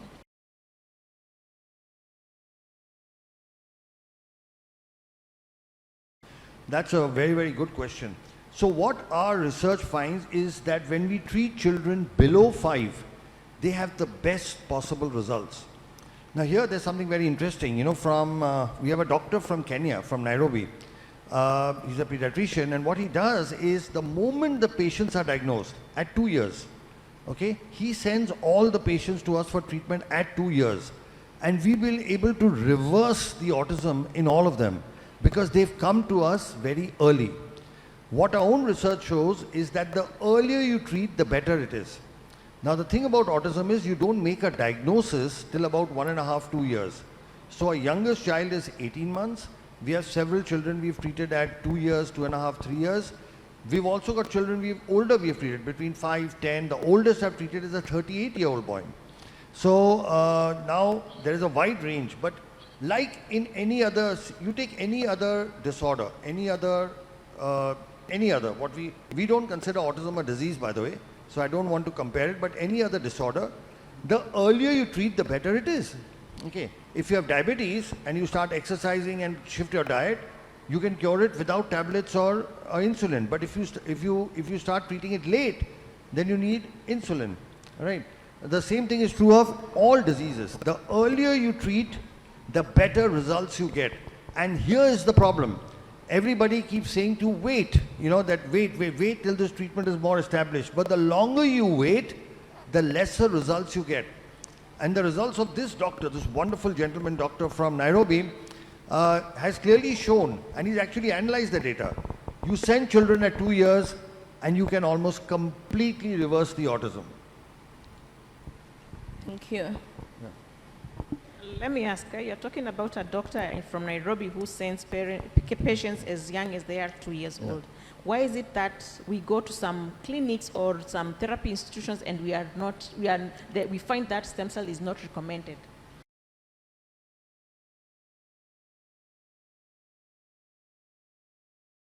Okay, that's a very interesting question. See, I'll tell you, and I say this openly, I don't mind saying it, all of us in Asia and Africa have what I call a colonial hangover. They're very strong words. What do I mean by that? When a doctor from the Western countries, from America, England, with a tag from Harvard, Oxford, Stanford comes, all Asian and African doctors start believing in them. All right?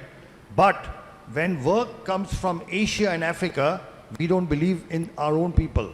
Now, stem cell therapy has evolved in the East. So India, China, Korea and Japan, we are the leaders. Okay? Japan and China Japan has almost 900 stem cell clinics. China has over 1,000. So these are, I'll repeat again, India, China, Korea, Japan. The Western, in this particular thing, so the world's first scientific paper on cell therapy in autism was published by us from India. The second paper came from China. The third paper came from Italy and Ukraine. And the fourth and fifth paper came from America. This is a race that India and China have the gold and the silver. The Americans don't even have the bronze. They are fourth and fifth. I'm just in a lighter way. So our own doctors don't believe in it because they say, why is it not coming from the West? Okay. So this is the fundamental problem, is because this is an Eastern-driven technology for various reasons. There are political reasons, there are religious, there are several reasons due to which it didn't develop in the West. It developed more in the East. But now the West is trying to catch up. So in America now, at various universities like the Duke University and several other centers, they've now started doing it. But they are 15 years behind us, 15 years. So once now they start doing it, trust me, your own doctors will start recommending. Once the results start coming from America, they will start believing it. There are a couple of other reasons as well. One of them is that a lot of developments in the medical world are driven by the pharma industry, big pharma. We know that. We saw what happened in COVID. It was, the big vaccine companies and all of that. Now, the treatment we do is not supported by big pharma because they have nothing to gain. In fact, they believe they have everything to lose. So the CEO of one of the biggest multinational companies told me, Dr. Sharma, you are an existential threat to us. I said, why are you saying that? He said, if you make everybody okay, who will take our medicines? Do you understand? Right now, children with autism have to take a lifetime of drugs. A lifetime of drugs for hyperactivity, for so many issues. When we treat them, they stop taking the drugs. So do you think the pharma industry is going to back us? They will not. Like the words he used, it's an existential threat. Right? So I'm not saying they're actively opposing it, and sometimes they do actively oppose it, they do a lot of things, but it doesn't have the support, you know. So in various medical conferences and things, if the pharma companies are backing it, they won't even permit lectures on stem cell therapy. So these are a couple of the reasons. One, it's East driven, and second, it doesn't have backing from big pharma. Did that make sense? Thank you so much. And again, following that, the big pharma, I've heard that the US Food and Drug Authority has not yet approved stem cell therapy. Oh. Is that so? And what have you That's done very about interesting. it?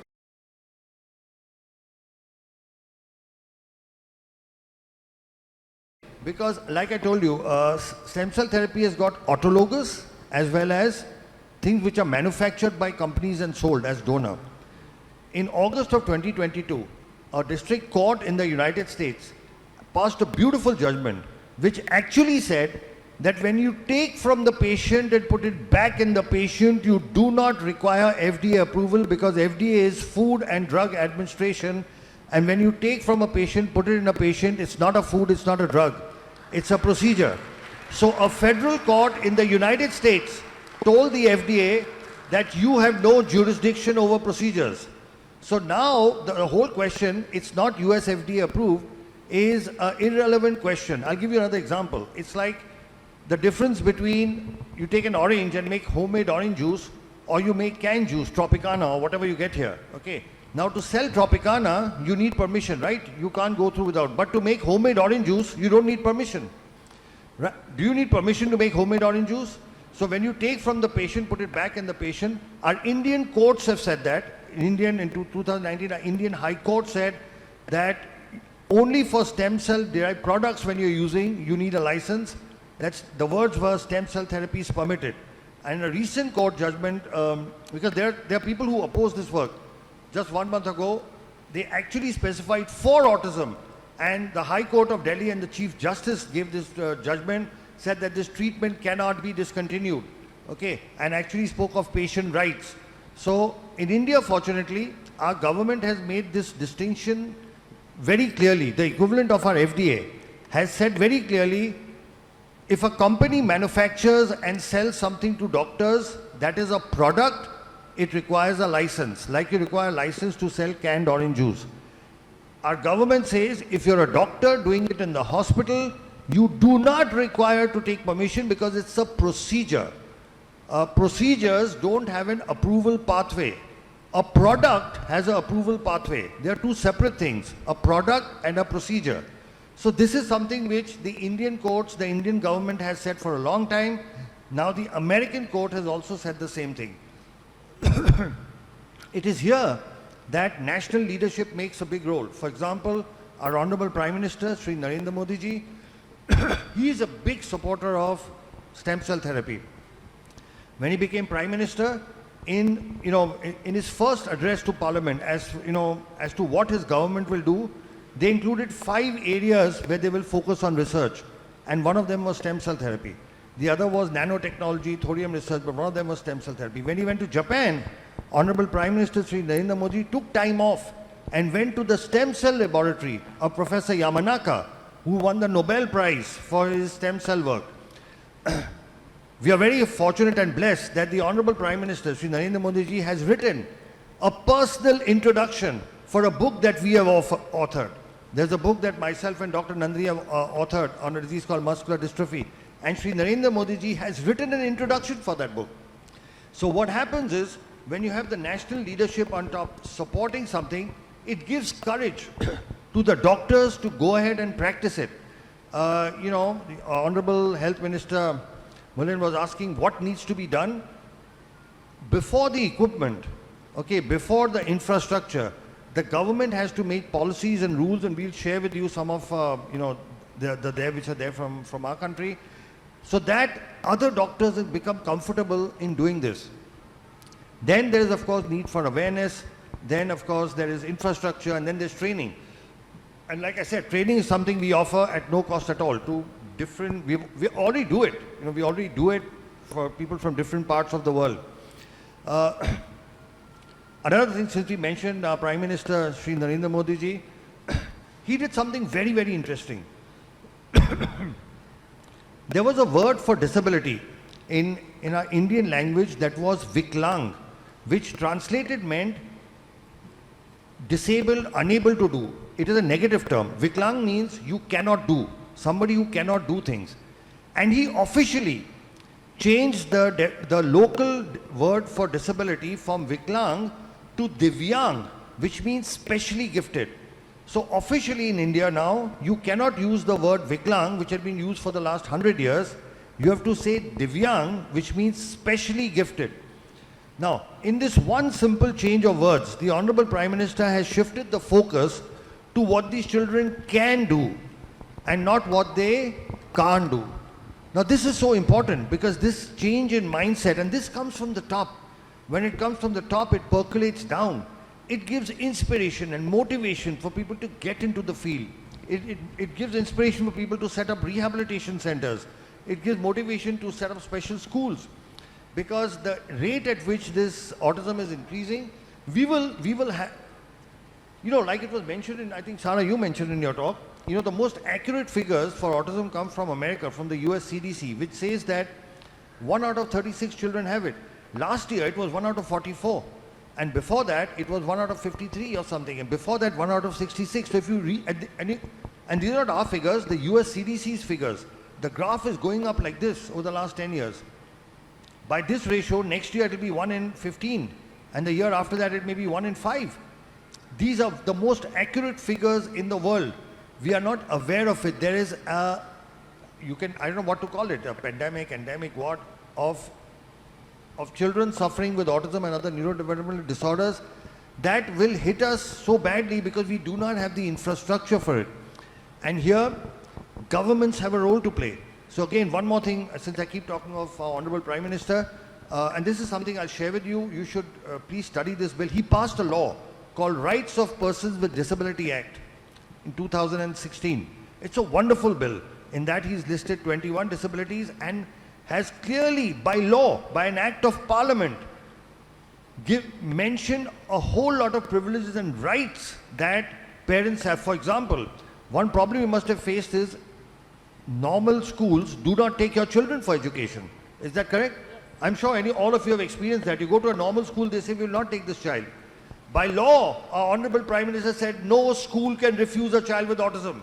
It is the responsibility of the school to arrange shadow teachers or other special. So all schools by law now they cannot say no. So again, all this comes top down, right? We can work in the environment, we can put in hard work, we can slog, we can do everything. But once you know that your government, has their hand above you, then we can go the extra mile, we can do whatever else, and there will be opposition. The work we do has a lot of opposition, a lot of critics, a lot of vested interests have tried to shut us down. They've made all attempts to shut us down. But again, at the higher level, when you have a support, you keep going on. So that's a long question to a short answer. Yeah. Thanks very much. Again, I am representing parents, the majority of the parents, but I also happen to be a professional. I have two questions. One is to the government.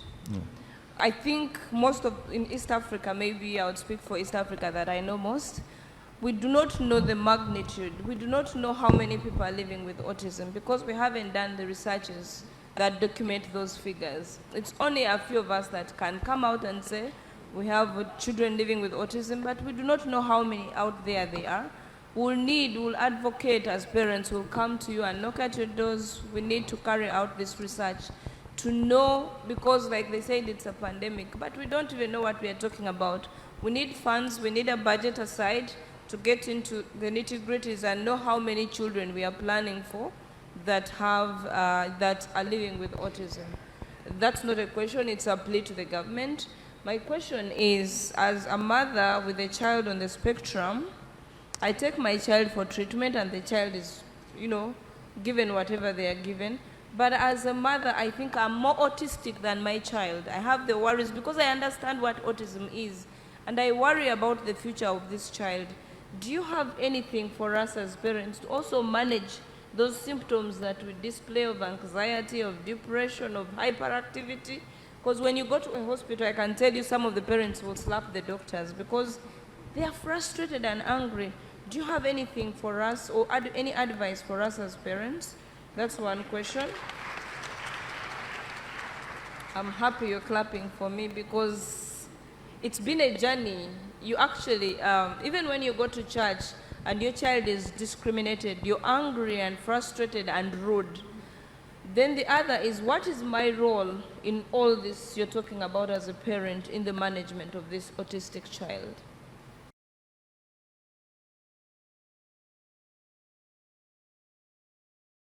Okay, I think that's the single most important question you've asked, because you are asking what is the power within parents, what can you do at home? And I think that's a very, very important question. So let me start with, there could be multiple answers to this, Dr. Olivia. First, I want to appreciate and thank you for coordinating this, because you are a parent as well as a doctor. That's why I think they've decided to keep you in the middle. You have parents there and doctors here. But I want to talk about several things. So first thing, there is actually research that has happened in India which has shown that every mother, especially mothers of children with special needs, go through depression, anxiety and severe psychological upheavals. Many of them even contemplate suicide. We've had several mothers who've actually not just thought of, but attempted suicide, and not just once, 2 or 3 times.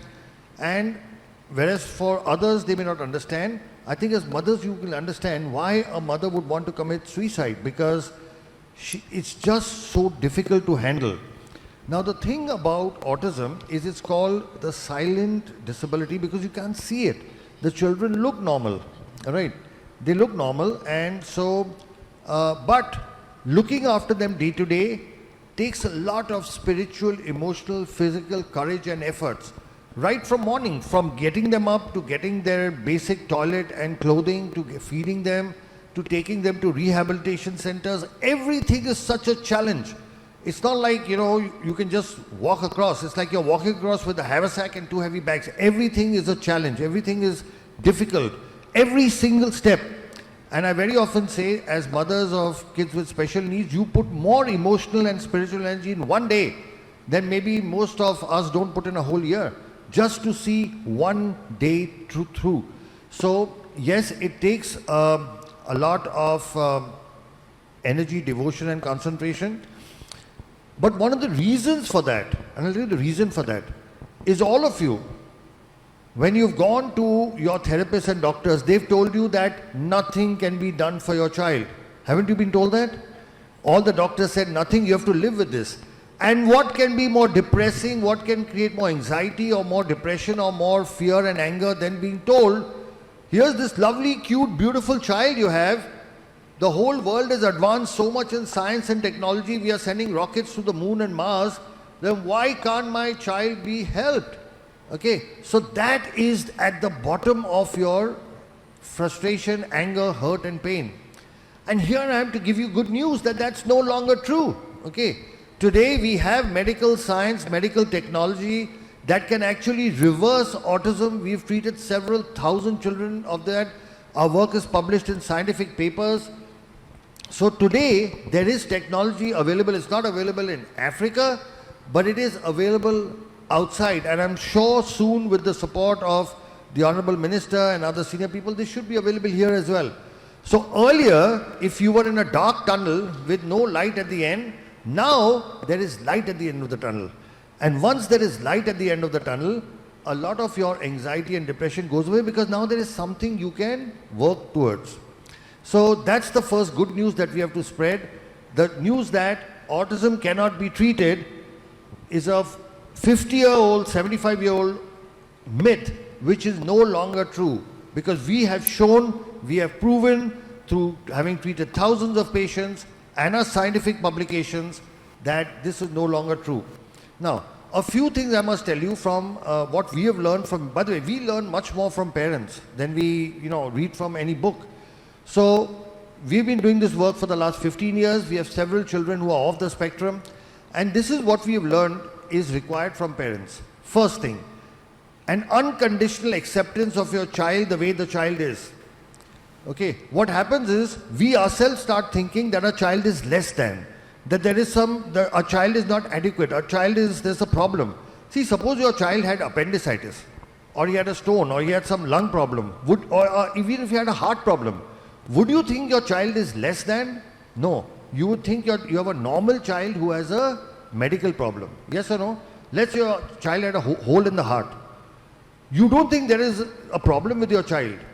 You have a normal child who has a hole in the heart. Okay, you fix it. But when a child has autism or a child has cerebral palsy, we think there's a problem in the child. No, so that's the first thing you have to change. Our children are different. They are not less than. I'm repeating it in reverse. Our children are not less than. They are different. Just like somebody can be tall and somebody can be short, somebody can be fair and somebody can be dark, somebody can have black eyes and somebody can have blue eyes. Some people have brains like us and some people have brains like our kids with autism.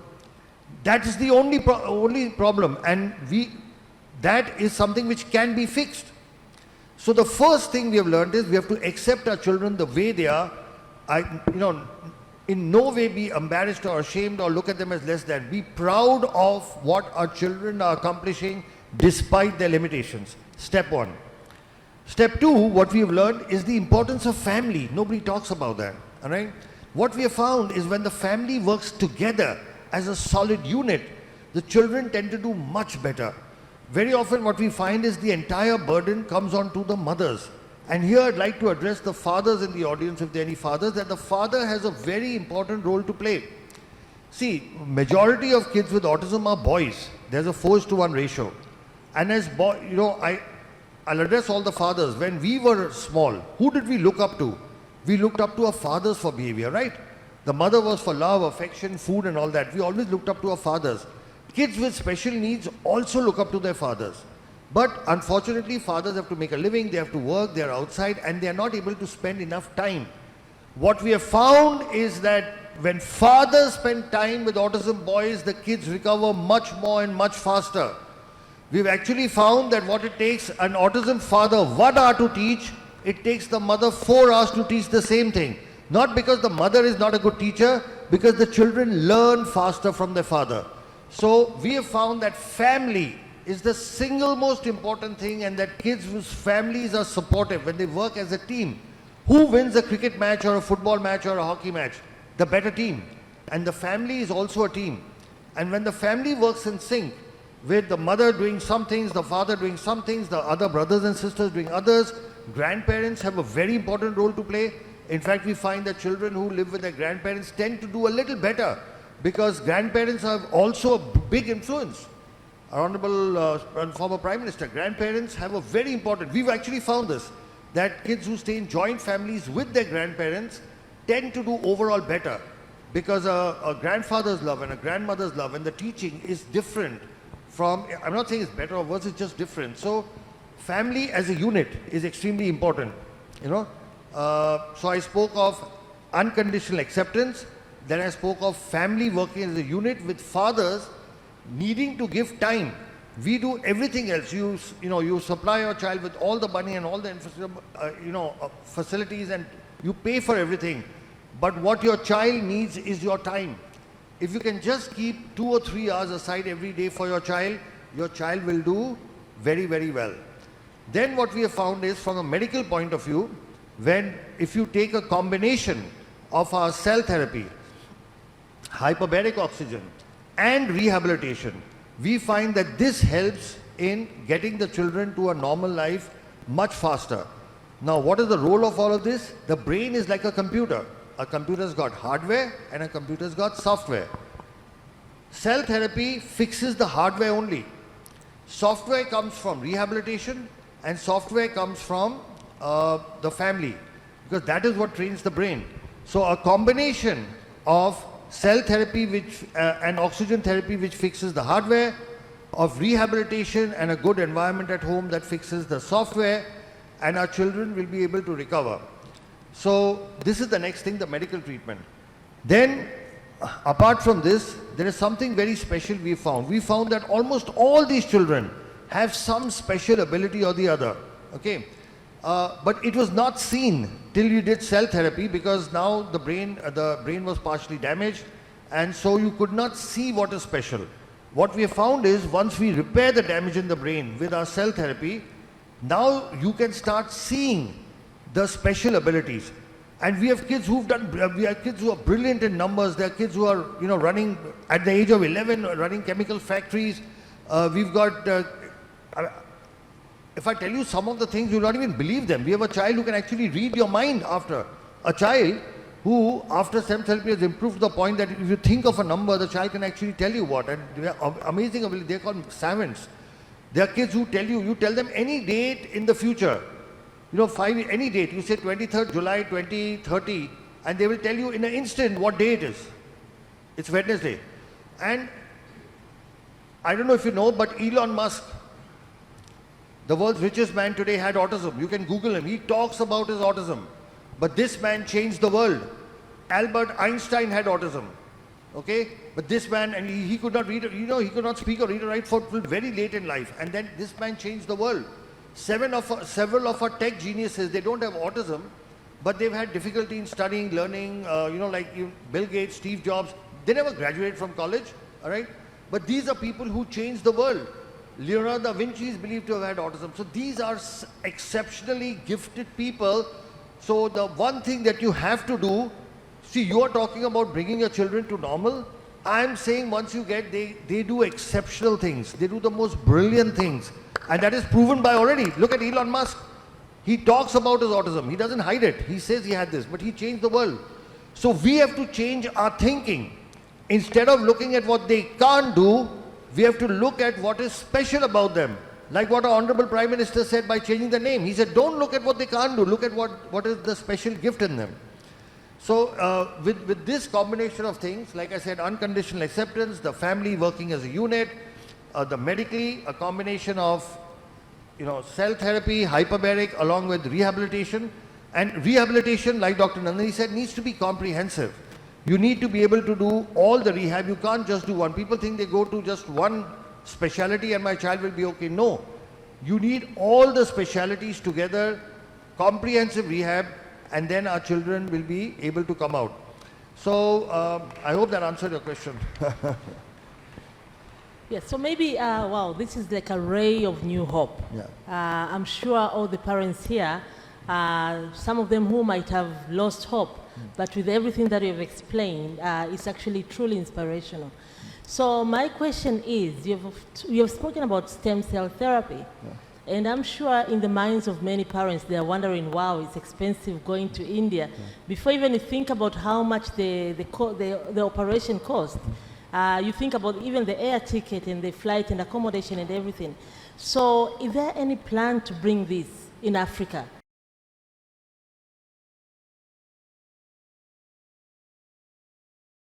Yes, so we are very clear. We want to have a facility set up in Africa, and we are actually keen on, so we have actually shortlisted between Tanzania and Kenya only because they are English-speaking, direct connection to India. So to give you a background, for example, the government of the Bahamas actually invited us and gave us permission to start this, and we've just been there recently, and in 6 months, we are going to open a full-fledged facility in the Bahamas. This is to cater to, the facility will be in Nassau, their capital, and there we have government permission. Just like again, we have a former Prime Minister with us, there we have a former Prime Minister working with us, and we have government permission. Because we have government permission, we are setting up a facility there. We are very keen on making something available in Africa itself, and we would like to have it in Eastern Africa simply because of our closer cultural connections, easy, short distance of travel, direct flights and all that. And we have people like you, mothers like you who would back it up. So yes, we want to bring this to Africa, but it's not easy. It will require, permission right from the top, from governments. It will require infrastructure. It requires resources. But this is something which you as people, because the most powerful voice on the planet is that of a mother, is that of parents. When you speak out, honorable ministers, prime ministers and presidents have to listen, because we all democracies, they represent us. So your voice is what is important, not us. We've come, we've shared our information, we can share our technology, but your voice is what is important. You have to ask for it. You have to show, show what's happening. Right now, there are so many people going from Africa outside for the treatment. It's high time Africa had its own stem cell facility, which would not be just for Tanzania or for Kenya or wherever, but for the whole continent. So people would not have to travel long distances. So we are very keen, we are willing to partner, but this is something which you people have to take the initiative. You have to, eventually it's all about people. It's your voice. Thank you very much. I think we are coming to the end of this session. Mothers, you've heard, we have a great voice. Let's get together and advocate for this. Fathers, please support us. Don't abandon us. Be with us. This is a journey that we have to walk together. And there is hope that we can say bye to autism, but only if we put in our every energy to support these children, seek the available treatment options. I think we can say bye to autism for the most part. Thank you so much, our able doctors. I think you've given us a lot of hope. You've explained a lot. You've allayed our anxieties. I think now it's on us to follow what you've told us. Thank you so much, Dr. Aulia. Thank you so much. I really appreciate the fact we have 3 mothers from 3 East African countries. Kenya, Tanzania and Uganda on this platform. So I think you represent all the mothers, not just of East Africa, but of all of Africa, all right? And if you take the initiative, trust me, believe me, the power of your voice is a force of nature. It cannot be ignored, okay? And a mother's voice does something. It reaches out to people. It touches people. And we've actually seen that in our country as well. When we had, different situations, when we had mothers speak up, everybody heard them, okay? More than doctors speaking or hospital speaking. So I just want you to know the power that you have within. The same power and energy that you've used to bring about improvements in your kids, that could now be extended to all the kids of the continent. So it's been a real pleasure. And Dr. Nandi, you want to continue? No, I just want to say thank you to the mothers. They've done a great job to represent all of us. Thank you, mothers. Thank you. Thank you so much. That was good. Before you go, you've done a great job. Thank you so much. I know there's a lot of people who wants to ask questions, but because of time, yes, there's a lot of hands. Because of time, I would like, because our minister, our deputy minister has a question, so can we please take the mic to him? At least we answer questions from him, and then we'll see if we have more time to invite more questions. Naomba makofi tena tafadhali.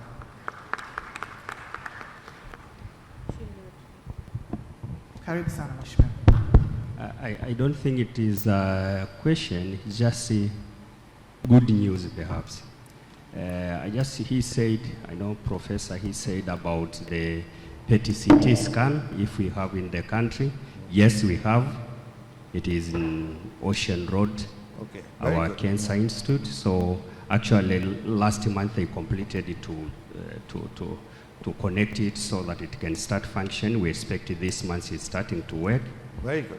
Yes, so we have that. So it's a good news to the parents when we are talking about PET-CT scan now we have in the country. Another thing is hyperbaric oxygen machine, you said. Yes, we have it in Muimbili. Yes, in 2 weeks it will start functioning. So we are working with the professor so that we can see, so that it can accommodate everything you want. You were saying if it can accommodate everything, but if not, we can make sure that it will accommodate. But we have those 2 things, then now we remain with issue of,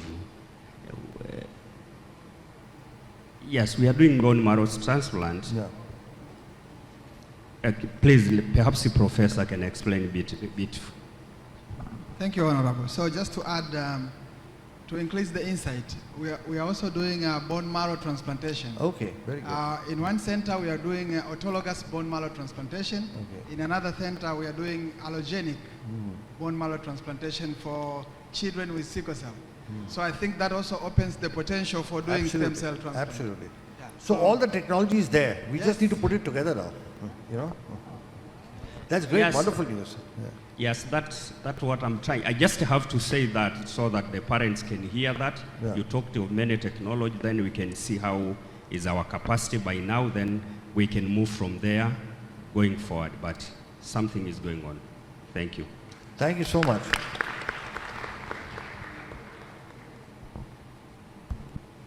Okay, thank you so much, our dear Deputy Minister of Health, for the additions. And I would like to also, with due respect, call you, Honorable Deputy Minister, to come on stage and give these beautiful people something that we've prepared for them. So please, if you don't mind, kindly come on stage. The panel discussion was great. Thank you so much.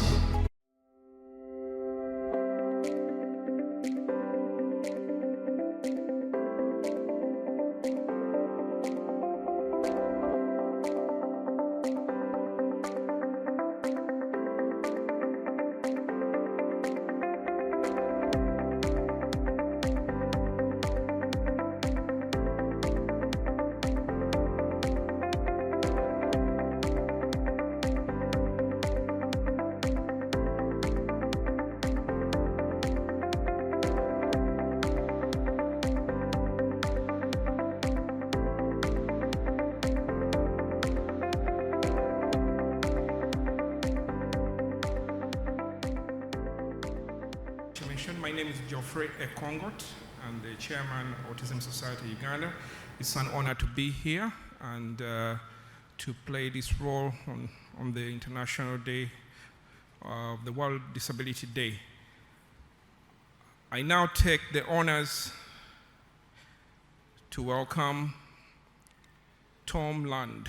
But before I welcome him, Tom Land, also known as Thomas Land, was diagnosed with autism at 13 years old.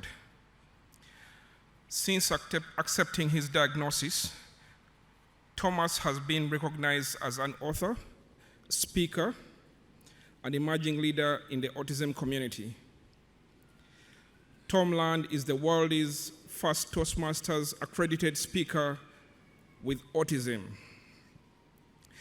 The Toastmasters accredited speaker distinction is reserved for the finest professional speakers in the world who fulfill numerous criteria, then compete for the honor in front of a huge live audience. Now, imagine having autism and meeting that challenge, because that's exactly what Tom did. Tom is one of only 90 accredited speakers in the world, and the only one with autism. He is certified human potential coach and professional diversity and inclusion consultant. He is poised and ready to share his positive energy and inspiring messages as an end keynote speaker, corporate trainer, and consultant to organizations across the country. He also spoke on the TEDx stage to impart wisdom and inspire others with his talk titled, How to Come to Life.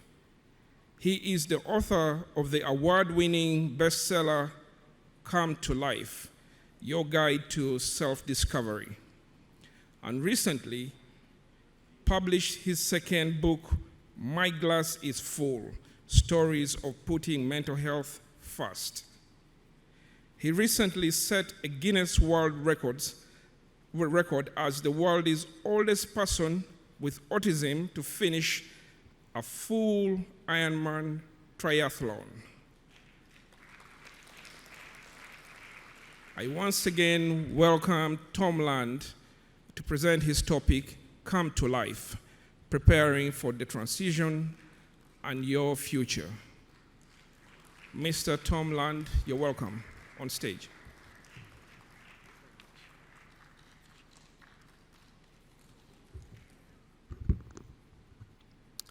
Hello, everyone. Thank you so much for having me today. It's an incredible honor to be in your presence at this conference. And It's actually something I wanted to share. I have a bucket list, 101 things I want to do before I die, and one of them is to give a keynote at an international autism conference. So with this speech, check.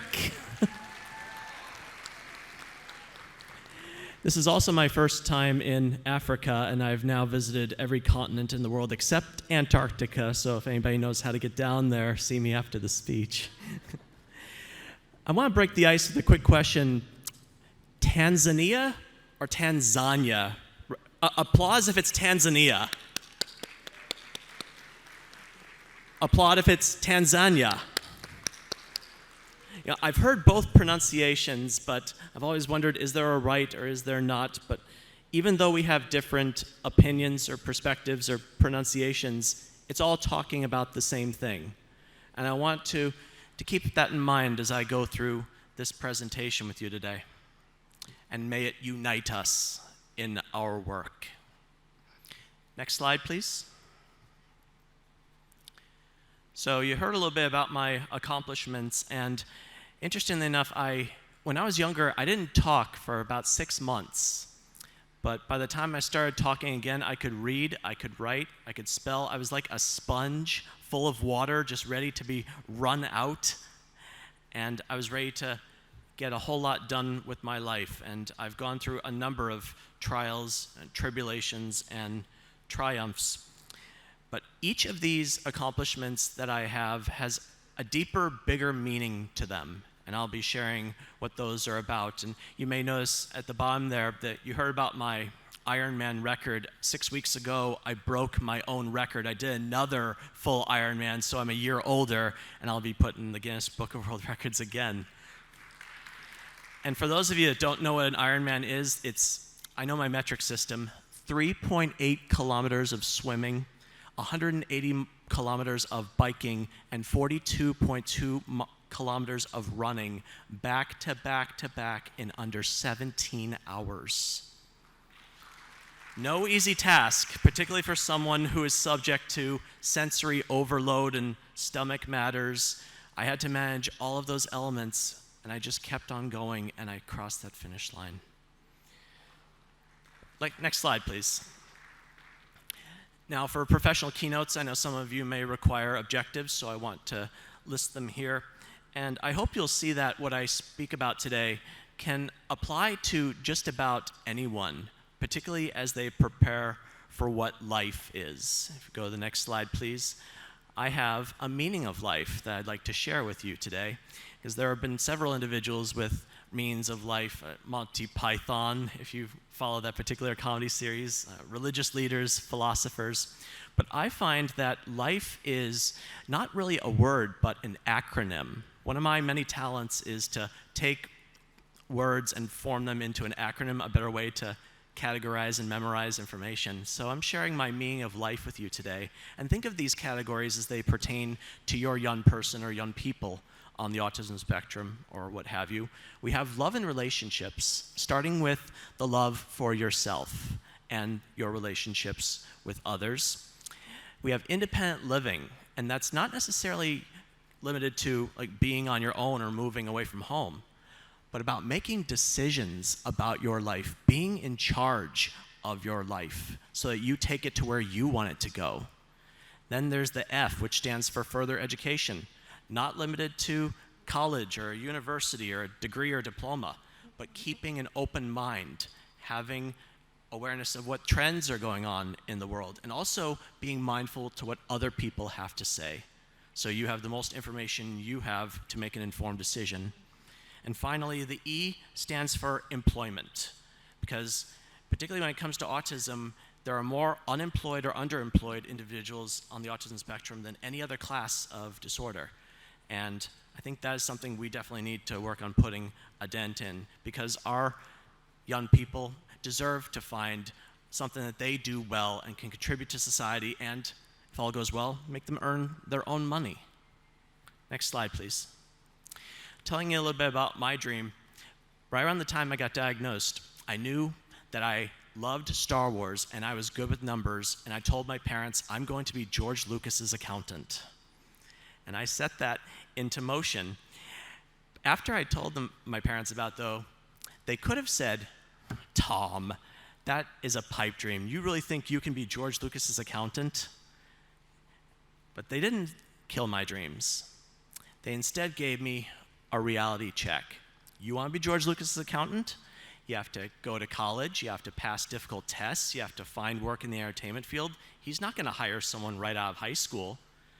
And I have a bit of what I like to call a Batman mentality, like where there's a will, there's a way. Even if there's darkness, I'm going to find a way through the light. So I said, challenge accepted. And I went to college, and I passed the CPA exam, that's a certified public accountant. And, well, thank you. For those of you that have heard of it, it's probably one of the most difficult tests there is. And I worked for Disney straight out of college doing property taxes. And after I left Disney, Disney would go on to acquire Lucasfilm, George Lucas's company. So the way I see it, retroactively and indirectly, I was George Lucas's accountant and felt like I'd accomplished my goal. And I had several years as an accountant, worked in a Big Four accounting firm internship, had some temp jobs, but I finally got something I was striving for, and you might want to write this down for your young people. Please write down permanent, full-time employment with benefits. Permanent, full-time employment with benefits. And if possible, gainful employment so they can make enough money and save for a rainy day. That was something I was striving for my entire career, and I finally got to that level working as a CPA in the corporate environment in the private sector. But if you go to the next slide, and I think you may have already seen it, the one with the laptop, it cost my physical, mental, and emotional health to get to that financial level. I dreaded going to a desk, sitting there all day, crunching numbers that would not matter in a few years. At the same time, I also saw and heard stories from my peers crashing and burning in life because they did not know themselves. They did not love themselves, and they were not being themselves. So 8 years ago, I decided to leave my accounting career behind completely, put in my 2 weeks notice at work, and now I give speeches, I tell stories, I do coaching, I do consulting. So I want to reach people on a personal level. And yes, let's go to the Toastmasters slide next. Because after I left accounting, I knew I had to better my public speaking. Back about 2 slides, please. I knew I had to better my public speaking skills. And mind you, we fear dying more than speaking in front of an audience. Wouldn't you agree? You wouldn't want to be up here right now doing this, would you? Or maybe you would, but I've found that if I can master the art of public speaking, I could probably cheat death, but at the very least, I can tell a story, do something that will resonate with you. So the Toastmasters organization has an accredited speaker program designed for those that have mastered the art of public speaking and apply it to a particular trade or line of work. And for someone on the autism spectrum, which is a social communication disorder, and being able to master the art of public speaking, which is essentially socializing and communicating, I wanted to show myself, my peers, and the world that you too can break barriers. You can overcome obstacles. You can shatter ceilings and stereotypes by showing people that it can be done. So thank you. So that's why I went for the accredited speaker designation. And if you go to the next slide after that about the human potential coach. Right before the pandemic, I got certified as a human potential coach because speeches are one thing, but I wanted to reach people on a personal level and find out what's really going on with them, get to the root of who they are and how they can make the world a better place. And today is the International Day of Persons with Disabilities. I was at the United Nations 4 years ago in New York describing why people on the autism spectrum deserve equal employment opportunities. And the United Nations has sustainable development goals that they want to fulfill by the year 2030. And if any of you happen to see my lapel pin here, I have a pin with those sustainable development goals illustrated. And if you go to the next slide, I have a long-standing partnership with the Los Angeles Police Department Mental Evaluation Unit because law enforcement, police officers, people that protect our community our young people are likely going to have an encounter with them. They may not have had one yet, but there's a very good chance that they will. And our officers need to know what to do. So I share my stories and give them pointers on how they can best serve our population. But there's another thing that was overlooked that my mother and I put into play. Next slide, please. And that is to teach our young people what they need to know when it comes to interacting with the police. Because, ladies and gentlemen, just training the police is not enough anymore. Our young people need to know how to interact with the police. And this could mean the difference. The knowledge that they get from this movie, Be Safe, which my mother created based on stories from my own experience. Granted, I've never been arrested or imprisoned, and I'd like to keep it that way. But I've heard stories, and my mother was a consultant for families who unfortunately had a young person who wound up on the wrong side of the law. So I urge you to use Be Safe or similar tools that might be at your disposal to show young people how to interact with the police. That could mean the difference between freedom and imprisonment, or even life and death. Next slide, please. So looking at those life outcomes, the LIFE I brought up earlier, raise your hand if you think our population's having good outcomes based on current circumstances. I'm not seeing many hands out there at all. And that's kind of the point, because if you go to the next slide here, particularly when it comes to becoming an adult or accepting a high school diploma, those seem to be, at least in the United States where I come from, the things that make the services amongst our young people just disappear. They fall off that cliff. They were getting services in school, but once they become a legal adult or get that high school diploma, it's like, you're on your own, goodbye, good luck. And that's not right.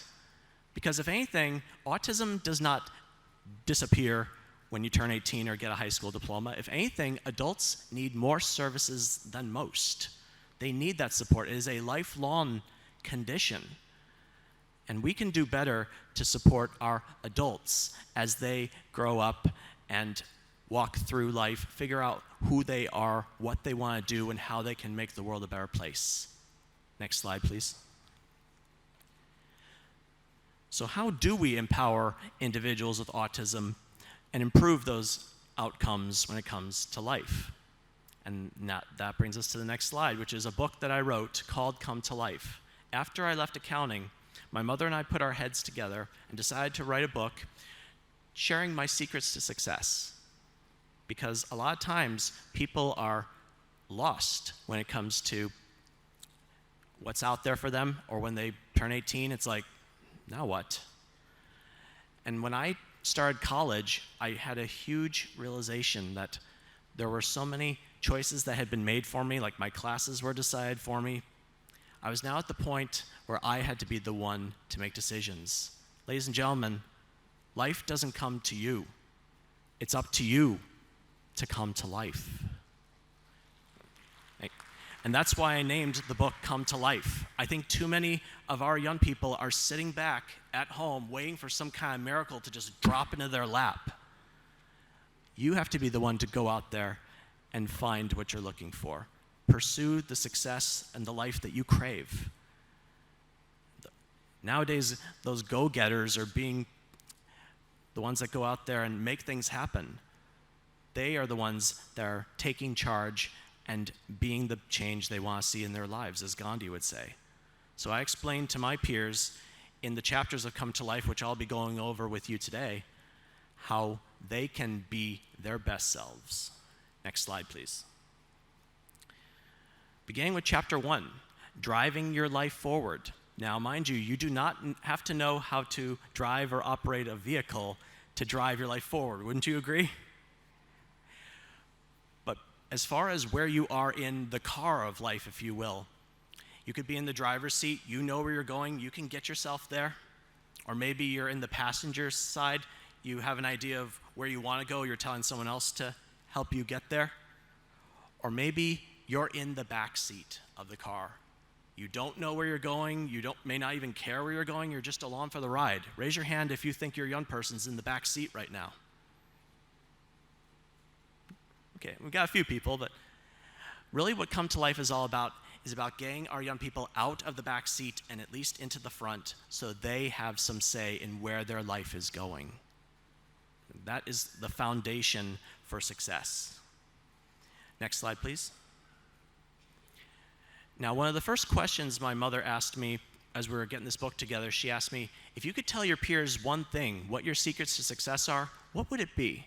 And I said, know yourself, love yourself, be yourself.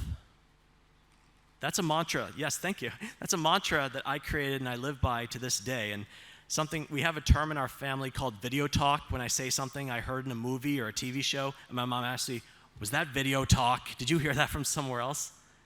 I said, no, that came from up here and in here. And it's what my message is to my peers, and I think the world as a whole. Know yourself, love yourself, be yourself. That sets the tone for what comes next. So as far as driving your life forward, and then we get to the 3 elements of that mantra. Next slide, please. Starting with knowing yourself. Aristotle said, knowing thyself is the beginning of all wisdom.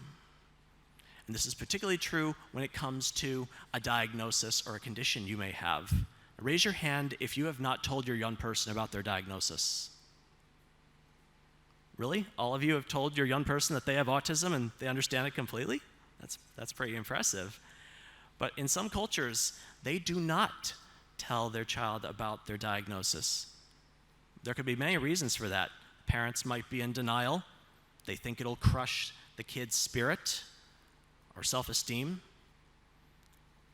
And all too often, that causes the child to become confused because they're going to grow up, possibly sense something is different about them, and they're going to go to their parents looking for answers. What's going to happen then? And if the parent knows about it and doesn't tell the child about it, how's that going to help the relationship or the family dynamics? And also when it comes to knowing yourself, it's also about understanding not just your strengths and what you're good at, but also your, what we call in Toastmasters, opportunities for improvement. And I have my fiancée Rosetta here with me. We're both Toastmasters, so we're both all about observing what's good and what can be improved. And the same has to go for our young people. Why? Because if you focus only on what they do well, there's a risk that they keep making the same mistakes over and over again.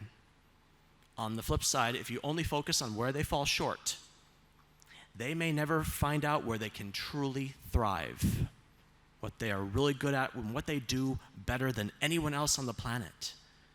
Each and every one of us has something that we do better than anyone else on the planet. So we have to look at both, what you're doing well and where you can improve, and both get addressed. That's how you truly know yourself. And when I was young, I thought I had to know everything, and I had to be perfect. I dread even getting like a B on a test. I would rip it up to shreds. I didn't even want to face the idea that I'm not perfect or I don't know everything. And I was really hard on myself. I thought my mother was perfect, so I thought I had to be perfect. And when I come to find out she's not perfect, and I'm like, well, you don't really talk about your problems a lot. Granted, parents do make mistakes and don't always get it right. But the important thing is that we love ourselves. And that is the next slide, the second part of the mantra. Love yourself. It was RuPaul who said, if you can't love yourself, how can you love someone else? Can I get an amen on that? Yeah, that's more like it. When it comes to your diagnosis, being in denial about it or wishing that things were different, that's just time and energy wasted. And my parents did something for me that really set a tone and made a huge difference in my life. They let me know that they would love me no matter what. I didn't have to change. Yes, thank you. Because this is the life that is going to be. The question is, how is the family going to go with it? And I should note that, figuratively speaking, when there's one person with autism in the family, the entire family has autism, figuratively speaking. So on that note, are you all going to be on a unified front around your young person or people? Not take no for an answer? Find a way? I think that is needed more and more in this world. And I'm very grateful to have had a supportive and loving family that saw the potential in me, wouldn't stop fighting for me, because it helped me see that I'm worth fighting for, and I'm going to start fighting for myself. And I also had to be mindful of who I'm keeping in my life too, because family is with you more or less forever, but when it came to making friends, anybody here ever been told or had someone say to them, I'll be your friend if, or if you do something for me, I'll be your friend? Do you think that's unconditional love, or that's a real friend? And do you think our young people would question that and think, something may be up here? So we need to be mindful of the company we keep, and also see how we can give back to our community, particularly for those that might have difficulty finding and keeping a job. Community service, volunteering in nonprofit organizations, I did that for a number of years. I still do it to this day, and I make a difference. So being able to give back to your community is another part of loving yourself. And something I had to be mindful of is I grew older and had to weed out those people who maybe not were true friends or wanted me to be something different. That brings me to the third part of the mantra, if you go to the next slide, which is be yourself. It was Coco Chanel who said, beauty begins when you decide to be yourself. And this gets a little bit controversial at times because each and every one of you, I imagine, has some kind of idea or vision as to what your young person's life might be like or look like. The question is that what the young person wants? Is that being who they truly are? Or is their authenticity being jeopardized a little bit? Because, mind you, I wanted to be an accountant. My family supported that. And everyone seems to have these suggestions about how we can be better people on the autism spectrum. But it kind of begs the question, why not just like us for who we are? Yes, we have the option to hear what you have to say, but it should be our decision on what we do with that information. And if, like me, you understand the value of input and how it can help you become your best self, there's being yourself and there's being your best self, that could make a difference too. And a lot of times, I know when I was younger, I wanted to please others. I wanted to not rock the boat. I would kind of take people at their word or think people had my best interest at hand. I was a little too trusting, and that came back to hurt me a few times. So at the end of the day, I decided I'm going to hear what people have to say, but I have the final decision. And they should be willing and able to respect that. Wouldn't you agree? So as we look at our young people and their lives, ask yourself if you're letting them live the life that they want to live.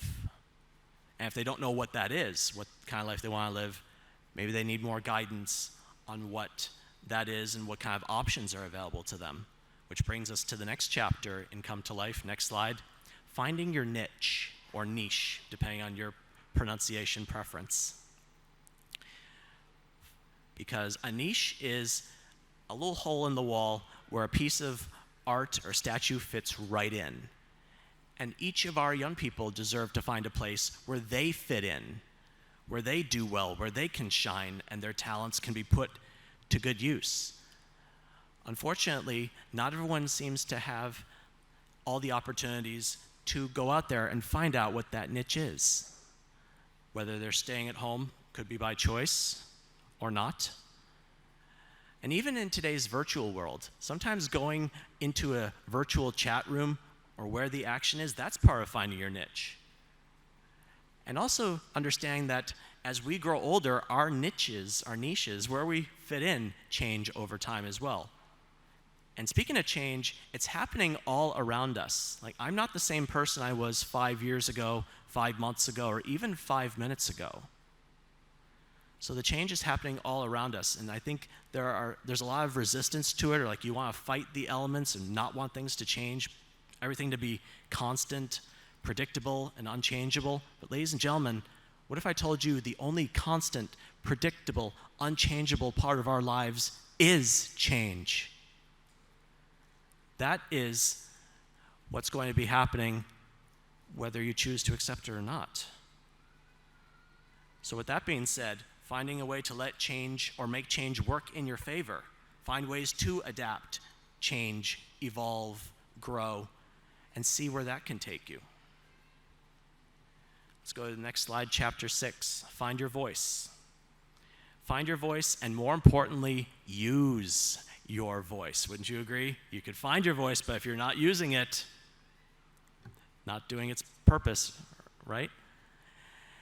As I mentioned earlier, accepting that you must be the change you want to see in your life. Now, by a show of hands, in meetings such as IEPs that you may have with your young person, raise your hand if your young person is not present at these meetings about their future. Okay, so a few of you may not have your young person present at meetings about their future. Well, getting back to that car example, not having them present at the meeting, that's like them not even being in the car at all. Wouldn't you agree? It's like taking them, getting them out of the seat that they're in, leaving them on the side of the road, and you driving off without them. And they may or may not have the tools to call an Uber or follow you or catch up or call for help. It's like leaving them in the dust. And parents, you are your child's voice now. Who's going to be your child's voice after you die? A family member? An elected representative? How about the young person themselves? And I want to really make sure that even those who may not or have difficulty speaking, they can still find a way to communicate. Just because someone isn't speaking doesn't mean they don't have something to say. Do you agree? Let's go to the next slide. Now, when it comes to speaking and reading, my mother wrote a book about reading comprehension called Drawing a Blank. This is available on Amazon, and I want to encourage you to have a look at it as far as in connection with further education. How people on the autism spectrum, while they can read the pages or the words on a page, they may not always know what the words mean or understand how it applies to life in general or maybe a lesson to be taught. So that's something to be mindful about as you look at your children, your young people, looking to read and more importantly, understanding what they read. Because that is a large part of being a productive member of society and understanding how they can better themselves as a whole. Let's go to the next slide. I'm starting to wrap up a little bit here. But the overall conclusion of Come to Life is I believe each and every one of us can be the hero in our own lives, particularly our young people. They have struggles, they have failures, but there are also successes and triumphs. And isn't that part of what being a hero is about? You fall down, but you find a way to pick yourself back up and keep moving forward. I know I had to do that when I was doing the Ironman triathlon. If you go to the next slide. I actually failed finishing an Ironman twice before I finally did cross the finish line for the first time. And I heard the other day that we need to walk the walk more, but I swam the swim, I biked the bike, I ran the run. And I actually want to pose a little bit of a challenge out there. See, I'm going to be 40 years old next Thursday, 40 on the 14th. So if there's someone, it could be in this room, maybe listening live now, or someone who hasn't shown themselves yet, I want to see if there's someone over 40 years old on the autism spectrum that can finish an Ironman and beat my record. So that's my little challenge I want to put out there into the universe. And I'm happy to give you some pointers of what you're in for. But I believe each and every one of us can be more than even we think we are sometimes. Because there were times I wanted to quit that race, but I thought to myself, there's someone who's going to see this finish and is going to put it into their survival guide, and they'll think, Tom went a little bit further, I'm going to go a little bit further too. Next slide, please. Because that victory awaits you. Yes, times are tough. There are struggles. You may not always get it right the first time, but what are you learning? What are you doing to change the circumstances, make things different or better the next times around? Each and every one of us can do better when we commit ourselves to that perseverance and the change we want to see. And if you go to the next slide, I encourage you all to see how Come to Life, it's available on Amazon, can help you come to life physically. Go to where the action is, whether it's in person or online. Come to life mentally. Be able to pick yourself up and keep moving forward, even if you fall multiple times. Come to life emotionally. Take charge of your happiness and well-being rather than leave it in someone else's hands. And come to life spiritually. Not so much in the religious sense, but giving yourself to a cause or an ideal bigger and greater than yourself. That will help make the world a better place. Raise your hand if you want this for your young people coming to life, physically, mentally, emotionally, spiritually. That's what I like to see, all those hands. So next slide, please. I relisted those objectives for those that were interested in seeing them. And next slide, revisiting my life definition. I saw in a breakout presentation yesterday, it said, we must not prepare the road for our children, we must prepare our children for the road. Because I have a belief that the world is simply too big to change for one person or one small group. But look what we have here. One person, one small group can change the world. So I encourage you to go out there, give yourself to an ideal, put your young ones on the forefront, and let's create wonderful, beautiful lives for them. Next slide, please.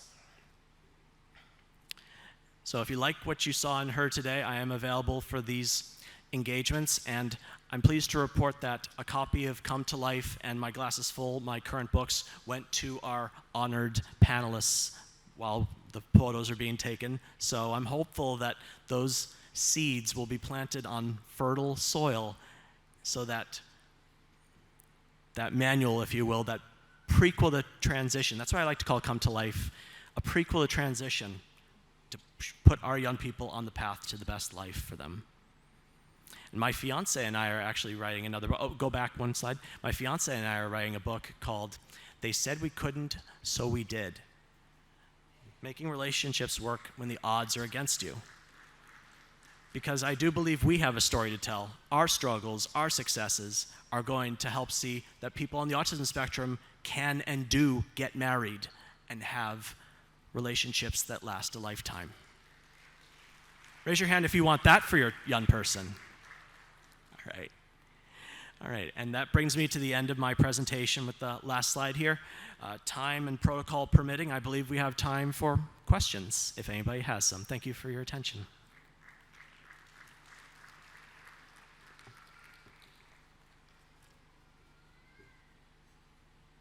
No, I answered everything. You guys are good? I'm getting the signal not right now, and I'm kind of hungry. How about all you? I think it's going to be time for lunch. Thank you all so much. You've been a wonderful audience.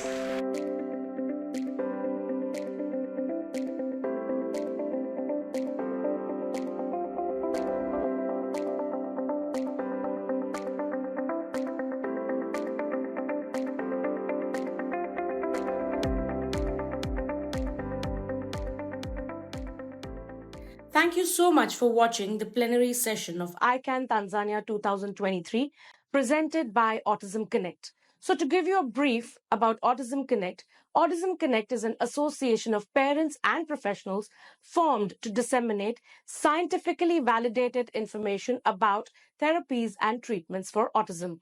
To know more about autism, you can log on to our website, which is www.autismconnect.com. After 2 successful ICANN conferences, the first one being at Dubai and the second one being at Tanzania, we are now coming up with the ICANN conference at Canada, Niagara Falls. To know more about our conferences, you can log on to our website, which is www.icannconferences.com. Thank you so much.